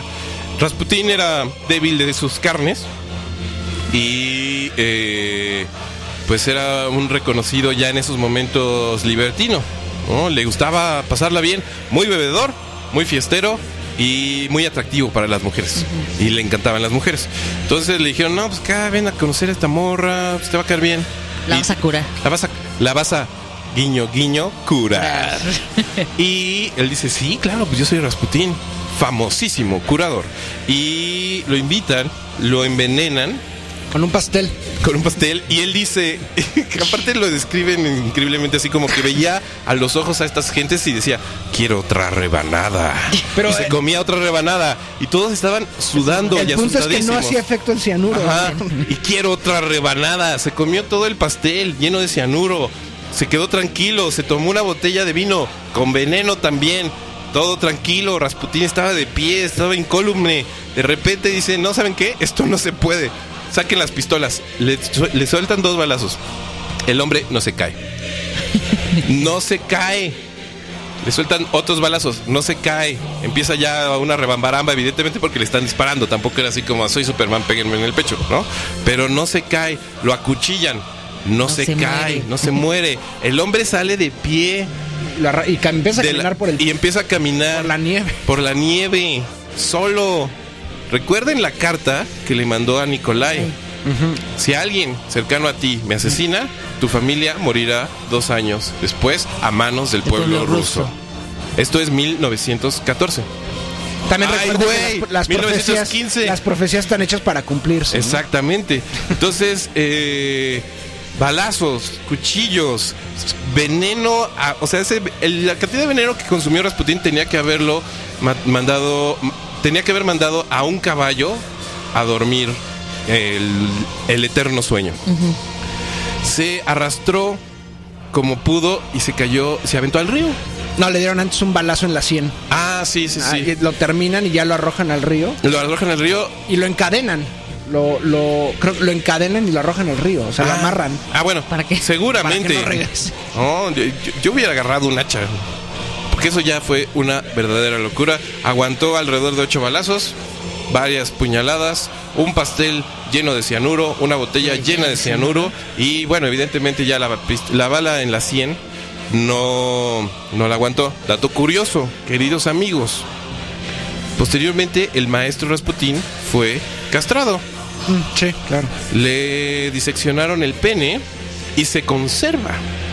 El pene de Rasputín se puede ir a visitar en el museo de forense de Moscú o San Petersburgo. Y O sea, también no hace- solamente tienen está el mausoleo de Lenin en Rusia, No, también tienen está el el mausoleo pene. del pene de Rasputin. Tienen el pene de ¿Todavía Rasputín. hace desmayar personas? Pues sí, ¿quieres verlo? Hay imágenes. ¿Quieres que me desmaye? Es muy Es muy espectacular. grotesco, debe ser súper grotesco, pero bueno, avancemos un poco. Entonces, el amigo mutuo de Nico y de la zarina muere. La zarina queda devastada porque para ella era el La única salvación de su razón hijo. de que su hijo estuviera vivo. Y lo entierran en el jardín del palacio. Lo entierran en el jardín del palacio para que su aura espiritual Protegiera protegiera a todavía al Zarevich. Y con Rasputín, justamente, mueren los Romanov. Acabarán los Romanov. Sí. Y voy a hacer un paréntesis justamente con Rasputín. Este personaje justamente ejemplifica lo que es el ruso para Occidente, ¿no? La barba larga, muy exótico, desaseado, pobre, místico, ignorante, etcétera, etcétera, etcétera. Entonces, ahí vamos, antes de que empecemos a hablar lo que sigue, hay que decir que la rusofobia se reconfigura, o sea, cambia de aire, ya no va a ser en contra del ortodoxo, en contra del bárbaro, bueno, en parte sí, del bárbaro. Va a ser una rusofobia ya ideológica y muy sistematizada. Porque previa a la rusofobia, con respecto al pánico rojo, esta ya existía en otras partes del mundo. Y temían todos los países del mundo, desde Estados Unidos, Inglaterra, en Alemania ya había muchos intentos, por ejemplo, para crear un estado socialista, marxista-leninista. Y cuando esto ocurre en Rusia, la rusofobia no va a ser justamente en contra de una herejía o de un imperialismo, sino en contra de un bárbaro que los bárbaros, los más bárbaros, son aquellos que provienen justamente del campo o de la fábrica, aquellos no se pueden gobernar porque son ignorantes, son bestias. Entonces, sumado a esto, hay que decir que en aquella época el imperio zarista ya había, digamos, homogenizado y rusificado a todo el imperio. Entonces, en el imperio ya nada más estamos hablando de eslavos y de rusos, sino también de caucásicos, etcétera. Que luego el papel del caucásico, o sea, no del blanco, sino de la gente que vive del Cáucaso, va a ser primordial, porque los caucásicos van a, digamos, a controlar el imperio, bueno, el antiguo imperio zarista ruso en la Unión Soviética. Stalin va a ser uno de ellos. Entonces, podemos ver cómo se va figurando esta imagen de una persona de rostro medio moreno apiñonado y justamente como totalmente antagónica al occidental rubio y perfecto, al alemán. Entonces es buen momento para decir que la rusofobia va a ser global, ya no va a ser un fenómeno solamente europeo, y va a ser temido y combatido en todo el mundo, porque justamente el comunismo se expande para ellos como un virus. Entonces, si no lo contienen precisamente en Rusia, va a acabar exterminando a todos los pueblos y a las grandes naciones. Y bueno, tenemos toda la carga histórica de si estos salen de su territorio, nos carga el payaso. Ahora, ¿qué dice Dostoyevsky alrededor de la muerte de Rasputín y el inicio de la muerte de los Romanov? El dinero verdaderamente, ya hablé de esto, asumía en el presidio un raro prestigio y poder. Resueltamente puedo afirmar que el preso que posee algún dinero, por poco que fuere, en el presidio padece 10 veces menos que aquel que no lo tiene en absoluto, aunque todo se lo suministre la administración del penal y aunque pudiera alguien preguntarse para qué querría el dinero, como decían nuestros superiores. Ahí está, señoras y señores. En fin, ya está en nuestras redes sociales 2 imágenes que me gustaría que vieran conmigo. La primera es al hermosísimo Alexei corriendo y desesperando a su marinero guardián que lo cuidaba constantemente 24 horas al día, siendo un niño hemofílico, pero un niño al fin, un niño que iba a heredar una de las enormes y más grandes potencias del mundo. Y el segundo es el pene de Rasputín. Por si lo quieren ver, está ahí a su disposición. En fin, mis queridos gorilas, ¿en qué año terminó la Primera Guerra Mundial, mi querido Nader? La primera, bueno, en Rusia acaba antes. Ajá. La Primera Guerra Mundial acaba en 1918, pero en Rusia termina antes. ¿Por qué? Bueno, estamos en 1917. Ah. Oh, no. Hemos llegado. Hemos llegado. Hemos llegado. En todos los 17 años que lleva el siglo XX, bueno, y previo ya en el siglo XIX, había cada año multitud de huelgas, multitud de revueltas en todo el territorio ruso. No solamente en Moscú y en San Petersburgo, Petrogrado, sino también, por ejemplo, en los Urales, en la zona minera, o también en la zona petrolera en el Cáucaso, cerca del mar Caspio. Y todas las revueltas habían sido justamente a la rusa, totalmente a balazos todos, miles y miles de muertos, ¿no? Me encanta que eso ya es a la rusa. Pero precisamente... ¿Dónde están tus primos? Los empalo. A la rusa. A la rusa. Y precisamente en 1917 en Petrogrado hay una gran huelga.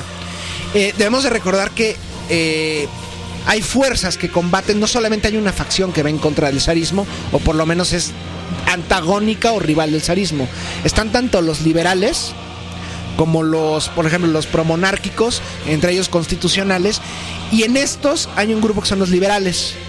Los liberales son, digamos, los menos radicales, que están comandados por Alexander Kerensky. Kerensky es un personaje sumamente tibio, y al igual que hay como niveles, ¿no? Si los zaristas están totalmente desvinculados de lo que ocurre en todas las capas bajas, lo mismo ocurre con Kerensky, pero a partir de él, digamos, él es el que representa la burguesía. Una burguesía que no es tan grande en Rusia, no es tan importante, porque sigue siendo una autocracia, siguen siendo gobernados por la aristocracia. Pero bueno, ellos logran, digamos, mantener al zar, que ya está semi-retirado. Se la pasa, por ejemplo, totalmente enclaustrado, como tú lo dijiste, con su familia, refugiado con ella. Y empiezan a poner una monarquía constitucional, digamos un régimen parlamentario liberaloide. Pero ¿qué ocurre? Todas las promesas que se les hacen a los campesinos, digamos que no tienen efecto. Los campesinos siguen totalmente... los pequeños campesinos, porque también hay grandes campesinados que a partir de cuando se elimina la servidumbre se empiezan a enriquecer de eso. Se hacen como señores feudales modernos a partir del campesinado paupérrimo. Me refiero a los kulaks. Entonces, digamos, ahora Rusia es controlada por estos señores campesinos, por los burgueses en las ciudades y por la aristocracia. Y por supuesto se olvidan del gran proletario y se olvidan de los miles y millones de campesinos que hay desarraigados sin tierra. Entonces hay una revuelta a principios de 1917, que es en Petrogrado, que realmente ellos se acercan al palacio donde está el zar a pedirle comida y pedirle realmente reformas que los ayuden, ¿no? ¿Y qué ocurre? Hay un batallón de cosacos, un batallón del ejército, y los fusilan a todos. Se habla de 1,000 personas, 2,000 personas, y eso se extiende a las calles de San Petersburgo, Petrogrado, y durante una semana están matando gente en las calles, y se habla de decenas de miles de cadáveres. Nunca se va a saber cuál es el número exacto, ¿no? ¿Cuándo se saben esos números exactos en Rusia, maestro? Nunca.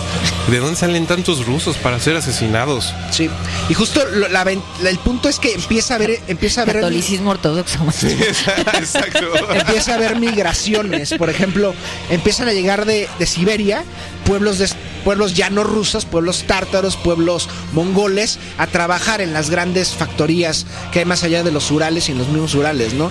Entonces la población de Rusia, de la Rusia blanca, entre comillas, de esa Rusia, digamos, europea, se empieza a poblar por miles y miles de trabajadores. Entonces realmente empieza a haber un proletario urbano muy potente.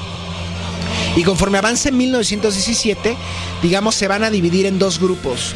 Van a ser los mencheviques, que digamos son tanto socialistas light, socialdemócratas, liberales, y uno que otro promonárquico, que les van a llamar los blancos, el bando blanco, y los bolcheviques. Entonces debemos de recordar, cuando diga la Revolución de Octubre, es noviembre. Porque era de acuerdo al calendario juliano. Y en el resto del mundo ya se regían por el calendario gregoriano. Entonces en 1917 ocurre lo que tenía que ocurrir. La profecía, digamos, de Rasputín se hace válida. Obviamente yo creo que la gente sabía de esto. Y digo, ok, vamos a aprovechar que hay una profecía y te vamos a matar. Y bueno, todavía falta un poco para eso, va a ser hasta 1918. Estaría increíble que toda la gente pudiera decir eso de cualquier profecía. Sí. Hay una profecía, vamos a matar. Bueno, así ha pasado muchas veces. Pero al mismo... Ahora, querida Gabriela, ¿qué dice Dostoyevsky sobre el inicio de este capítulo importantísimo en la historia de la humanidad llamado la Revolución de Octubre. Lo miré y parecióme que también era digno de estudio. Era un individuo todavía joven, muy bien vestido, para petimetre de ciudad. Señoras y señores, creo que esa es la mejor introducción para comenzar a hablar de un personaje. Un personaje fundamental en la historia de nosotros, de todos nosotros, fundamental en la historia de la cultura, fundamental en este inicio, en este episodio, y que fue fundamental en los años previos y que evidentemente cimentó lo que después se desencadenaría en 1917. Estamos hablando del señor Vladimir Lenin. Vladimir Ilich Ulyanov. Que no sé si en esos momentos estaba rumbo en el tren. Rumbo, el famosísimo viaje en tren de Lenin a Rusia. Recordemos que Lenin fue un niño superdotado, más o menos, parte de una familia bastante acomodada, con una historia un poquito oscura detrás. Su hermano fue colgado. Sí, fue colgado justamente por actividades revolucionarias en contra del zar, y que desde muy joven fue expulsado de escuelas. Pero era un genio el escuincle. Sí. Y que se refugió en Alemania. También se dio sus vueltas por Inglaterra y se refugió después en Alemania, en donde creó un periódico que se llamaba, ¿cómo? ¿Te acuerdas? No lo recuerdo. No me acuerdo. La llama. Se fue empapando de todo el conocimiento y justamente Alemania, a diferencia de Rusia, era un hervidero revolucionario. Y ahí, al igual que lo que ocurría en Rusia, eran suprimidos todos los movimientos revolucionarios, pero Lenin estaba a la espera que la chispa detonara en Rusia. Entonces, lo que él estaba justamente esperando eran las condiciones. Él tenía como a su enorme guía, de hecho fue a visitar su tumba y demás, a Karl Marx, evidentemente, pero él reconocía, en Londres, por cierto, reconocía que la revolución, como la describía Marx, no tenía mucho espacio en Rusia. Chispa, tal cual se llamaba. Chispa, ¿no? La chispa. Iskra. Entonces, lo que él se dedicó a hacer fue a escribir como un demente durante varios años desde Alemania, publicar este periódico radicalísimo que se empezó a difundir por toda Rusia y que justamente sentó las bases para lo que después se conocería como el partido bolchevique. Ya para cuando Lenin regresa a Rusia, Lenin es una figura tutelar absoluta, con una relación muy extraña con una mujer, que pues era una relación así muy heteropatriarcal, ¿no? La verdad. No, pero ¿su esposa? Sí. No, pero su esposa, gran parte de la obra de Lenin la escribió ella. Es consecuencia. Su esposa también era un genio. Sí. Pero pues una relación bonita también, ¿no? Muy de, ¿sabes qué, maestro? Camaradas aquí, camaradas para siempre. Y ya en estos momentos, cuando estamos hablando de 1917, frente a este panorama tan oscuro y ya tan terminado para los Romanov, Lenin sabe leer que es el momento de pues hacer algo bastante denso, tomar el poder, muy denso. Y de hecho hay una famosísima cita, ya Lenin en Rusia, ya enormes discusiones entre mencheviques y bolcheviques, en donde cuando los bolcheviques todavía son un partido pequeño, ridículo, muy difuso y demás, en donde un menchevique algo así pregunta desde el Estado: entonces, ¿qué? ¿Alguien aquí está dispuesto a tomar el poder de este país? Y el único que se levanta es Lenin y dice, sí. Nosotros. Y todo el mundo se ríe, así como, ¡ah, ustedes, pobres vagos, mírense! Y se vino 1917, octubre o noviembre, como ustedes lo quieran ver. Y logra conectar con justamente la diferencia de los mencheviques y de todas las otras facciones es que ellos no se meten justamente a donde está la clase trabajadora rusa. Ellos se van casi a volantear a las fábricas, a los donde están los soviets, se van a los cuarteles militares, porque hay algo muy importante. Los cuarteles militares, sin la ayuda, sin el apoyo del ejército, tal vez la revolución rusa no hubiera podido desarrollarse, ¿no? Y ellos van y hablan con el militar, por supuesto el militar del raso, y los logran convencer. Y recordar una cosa, Lenin no es el único, también están Stalin y Trotsky y muchos otros revolucionarios, que todavía no se puede hablar de un grupo tan homogéneo, porque en distintas partes del territorio ruso, que es gigantesco, hay diversos intentos. ¿Me regalas un cigarrón, a ver? Te revuelvo los que quieras. Gracias, hermano. Ocurre distintos movimientos revolucionarios muy distintos en ideología. Por ejemplo, en el caso de Stalin, por ejemplo, Stalin proviene del Cáucaso, pero el Cáucaso ¿Quieren darse un quemón georgiano. y sentir sus tripas hervir? Busquen fotos de Stalin joven. Era el rebelde sin causa. Era un hermoso, era un precioso total. ¿Y sabes qué hizo? ¿Dónde estaba Stalin cuando era niño? En el coro de la iglesia. Sí, claro, su mamá era bien loca también, por cierto. Muchos de La revolución rusa, según yo, es consecuencia de mamás locas. De mamás locas. De mamás locas. Sí. Muchos, bueno, digo que madre no está loca, pero muchos de los... Y más que nada, la madre más loca es la madre Rusia.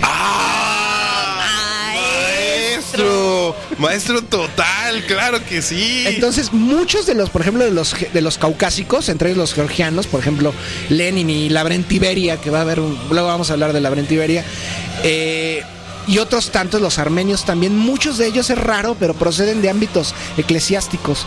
Se forjaron en la iglesia. Claro, la educación en esa época generalmente era a través de la iglesia, pero decían todos ellos, entre más leía y estudiaba la Biblia, más dejaba de creer en Dios. Entonces, llega un punto en que los mismos mencheviques se ponen, digamos, la soga al cuello. Porque mientras Lenin y todos los demás revolucionarios estaban... ¿Pero qué está pasando? Perdón que te interrumpa, Nader. ¿En la guerra? ¿Qué está pasando en el palacio? ¿Dónde están los Romanov en estos momentos? Los Romanov están en San Petersburgo. En San Petersburgo. No abandonan San Petersburgo. No abandonan San Petersburgo. ¿Ellos ya se retiraron de la Primera Guerra Mundial? No. No. La Primera Guerra Mundial sigue. Ese es el factor fundamental. Rusia se va a retirar de la Segunda Guerra Mundial hasta que lleguen los bolcheviques. De la primera hasta que lleguen los bolcheviques a, digamos, no al poder absoluto, pero digamos ya tengan, digamos, todo asegurado. O sea, la matazón va a seguir. Y gran parte del éxito bolchevique es justamente las grandes derrotas del ejército ruso, que ya está totalmente desmoralizado, porque como lo dijimos, ellos van con piedras y palos al frente. Ajá. O sea, era abominable lo que estaba pasando y regresan ataúdes y hay millones de muertos. Estamos hablando de 4 millones de muertos rusos. Acá ya tenemos un comentario de Paulina N. Que dice... Stalin bebé. Sí. Bueno, Stalin, ¿qué quiere decir, queridos amigos? Hombre de acero. Hombre de acero.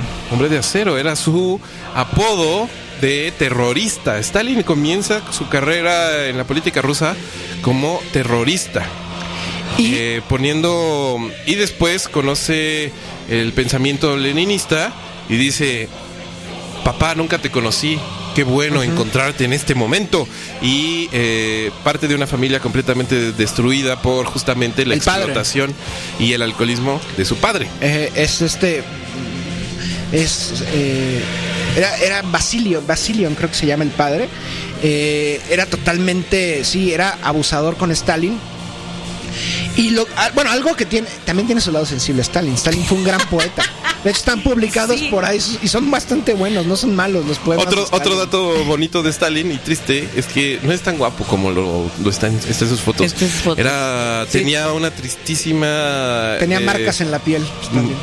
La piel completamente destruida por un caso de viruela extremísimo al cual sobrevivió de niño.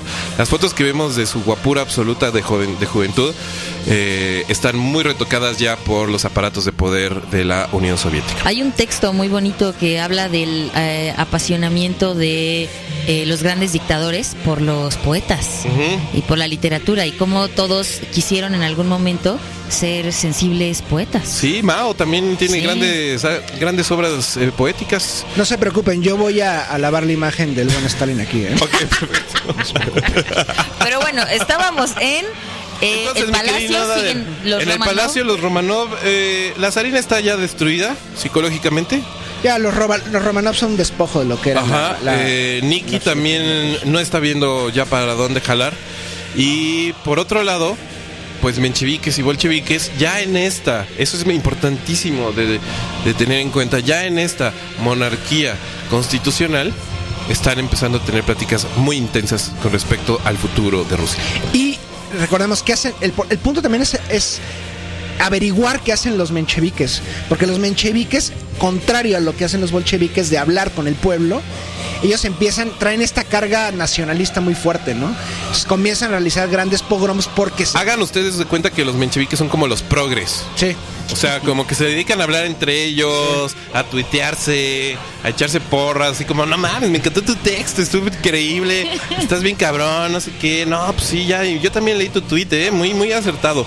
Mira, tómate este té orgánico, Y los bolcheviques eran gente de a pie, gente de... El trabajo de Lenin, y una de sus grandes postulaciones es que había que acercarse pues a la banda, a la mera banda. Y eso quería decir que hicieron un trabajo de imprenta histórico. De hecho, las repercusiones del diseño, la tipografía y la propaganda soviética son el resultado clarísimo de esta primera etapa de los bolcheviques. La inteligencia es como, digamos, los intelectuales tienen un papel protagónico, y también un poco más adelante el arte, ¿no? El arte y la cultura, e incluso la cinematografía la vamos a ver con Eisenstein. Pero el punto es que justamente la rusofobia, utilizan los propios mencheviques la rusofobia, ya un poco configurada en contra del comunismo, contra estos personajes, porque se comienza a hacer el mito de que es una conspiración judía internacional. Entonces los primeros en ponerlo en práctica son los mencheviques. ¿Y qué hacen? Los pogroms, los famosos pogroms en contra de miles de judíos. Recuérdanos qué es el pogrom, maestro. ¿El qué? El pogrom. Recuérdanos que era es la matanza generalizada de los judíos, que ha ocurrido desde tiempo medieval en Rusia y y en otros países con otros nombres, pero los matan a millones, principalmente porque muchos de los líderes de los bolcheviques son judíos, entre ellos, por ejemplo, Trotsky. Y hay muchos otros, y realmente los bolcheviques son grupos multiétnicos, ya no religiosos, porque la mayoría de los líderes son totalmente ateos, agnósticos, pero que proceden de distintos ámbitos religiosos. Y es la diferencia, es lo que va a ocurrir en 1917, en noviembre, las grandes huelgas tanto en Petrogrado como en los Urales. ¿Y qué hacen? En primer lugar, en el Cáucaso, cortan las líneas del tren y no van a seguir matando a los obreros. Se detiene el flujo petrolero a las refinerías. Entonces, ¿qué va a pasar? Ya no hay realmente combustible para seguir la poca tecnología que tenían los rusos. Ya no podía alimentar al frente ruso, ¿no? Colapsan. Va a haber múltiples deserciones y van a regresar todos los militares que están en el frente occidental. En el caso de Rusia, en el frente occidental en Europa, a Rusia muy enojados. Entonces, ¿qué va a ocurrir? Se les van a unir a los bolcheviques y ahí va a sellar, digamos, su tumba el zarismo realmente, ¿no?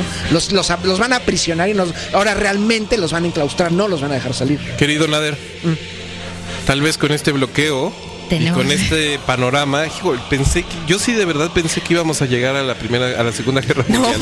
Pero no ha empezado ni siquiera la revolución de octubre.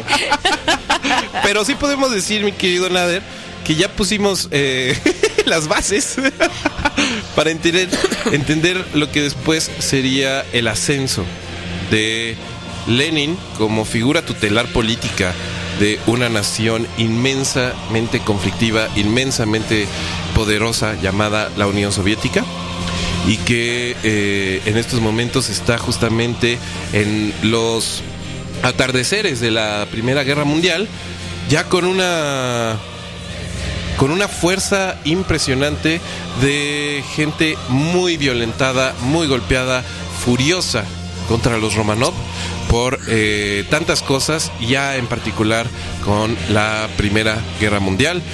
Podemos decir que la actividad de los bolcheviques se centra en el boicot en estos momentos, en la discusión con los mencheviques, y que estamos a días de que se estremezca el mundo, que se conmuevan las historias. Como era el día que los Romanov pasen a las eras. Estamos hablando de un resentimiento de 1000 años. Está acumulado, el pueblo ruso está furioso. Llevamos tres programas hablando de locuras de Ruriks y Romanovs.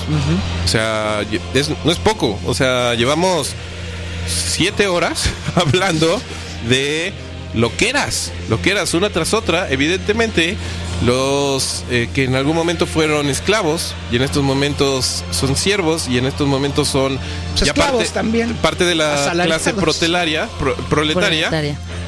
Pues de repente ven a un peloncillo chaparrín, les dice: maestros, ustedes son la fuerza del mundo. Ustedes existen. Ustedes existen. Lo han visto con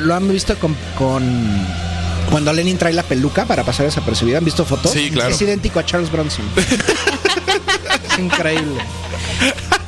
Un Vengador anónimo. vengador anónimo, tal cual. Vámonos con una canción, mis queridos gorilas, y regresamos a despedirnos. Estamos a un paso de que San Petersburgo arda.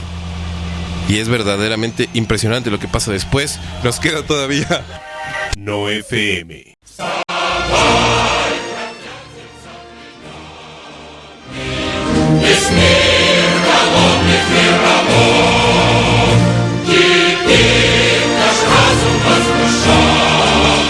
Listo, señoras y señores, estamos de vuelta simplemente para decir adiós, hasta luego. Muchísimas gracias a toda la gente que se comunicó con nosotros. Vamos a darle una última vuelta a nuestras redes sociales. Un saludo a Paulina N, que dice: Stalin bebé, pues sí, era un guapazo. Dios salve a Rasputín, pero del infierno, dice Rafael HB. Antonio Estudio dice: chequen la autobiografía de Nikolai Lenin, Educación siberiana, sobre la cultura y movilización de grandes poblaciones rusas en la era socialista. Muchísimas gracias por la referencia, mi querido amigo. María Algarabía dice: ay güey, el pene de Rasputín. También Rafael HB dice: saludos a Cristian Ader desde Veracruz. Gracias, un saludo. Ahí está, también está el señor Serge, que dice: gorilas, la única razón por la que Grigori Rasputin aguantó esa masacre es porque seguramente estaba tocado por Dios Beach. Seguramente, mi querido amigo, quién sabe, quién lo sabrá, ya no lo podremos encontrar. Por acá Error Name dice: oiga, maestro Nader, tus anfitriones son rusófobos genuinos, no, seguidores de Napoleón. Se siente el mal rollo hacia Rusia. Les recomiendo esta super cuenta que explica cómo en el mundo todos los males son por la culpa de Rusia. Ah, mencheví, que tenías que ser tú. Error Name. Te mandamos muchos besos, muchos abrazos. No somos rusófobos, somos conocedores, que es muy diferente. Te invitamos a ser parte de este club. María Algarabía también dice: estoy aprendiendo un chingo, gorilas. Gracias por las preguntas de invasiones. ¿Algún libro que recomienden sobre la biografía de Rasputín? No tengo así a la mano. Yo tengo uno, te lo recomiendo la semana que viene. Ok. Sí, estaría bueno armar ahí una seccioncilla de bibliografía. Recomendaciones. Sí, también Persona. Traigo el dice, arsenal la próxima semana. le mandamos un saludo muy grande a Persona. Bueno, a toda la gente que se ha comunicado, muchísimas gracias. Y en Facebook Live tenemos comentarios. ¿Cómo va a llegar al 17 si no dejan hablar al camarada Nader? Perdón, querida Tania, pero es que es un momento muy apasionante. Y Nader no viene a hacer, no viene a dar cátedra, viene a cotorrear con todos nosotros. Entonces, todos tranquilos. Ya llegamos al 17, por cierto. Afortunadamente. Logramos llegar al 17. Tranquila, Tania, tranquila. Ya estamos en el 17. No ha pasado lo más importante del 17, pero ya estamos ahí, a las puertas. En algún momento nos quedamos en las puertas de Moscovia. Ahora estamos a las puertas de que el mundo se conmueva. En fin, señores y señores, les agradecemos muchísimo. Muchas gracias, Gaby. ¿Qué tiene que decirnos, por cierto, Dostoyevsky como reflexión sobre final? Estos días previos a que el mundo se conmueva? No mames. Pero por desgracia, a la gente del pueblo no le hacían gracia esos temas sublimes, así que poco a poco todos le fueron abandonando. Maestro Dostoyevsky, léanlo. Es su tarea para esta semana. Mi querido Nader, te queremos muchísimo. Muchísimas gracias. Muchas gracias a ustedes. Camarada Nader, ya te podemos decir camarada Nader, claro, a partir de este momento. Claro que sí. Y muchísimas gracias a toda la gente. Recuerden que este programa estará en video seguramente este fin de semana ya a su disposición. Están quedando bastante chidos, entonces denles una caladita por ahí. Y les mandamos muchos besos, muchos abrazos y muchos apapachos. ¿Les puedo dejar apapachos. con una postal? Sí, por favor. Claro. Ordené esto en mi cabeza y así es como va a quedar la rusofobia. Así la ven: Stalin, el déspota oriental; Trotsky, el judío diabólico; y Lenin, el salvaje tártaro. O sea, así se resume la rusofobia para Occidente. Listo, señores y señores. Esto es Niet, no FM. Es pasiva, Es pasivas gracias, ¿no? Sí. Sí.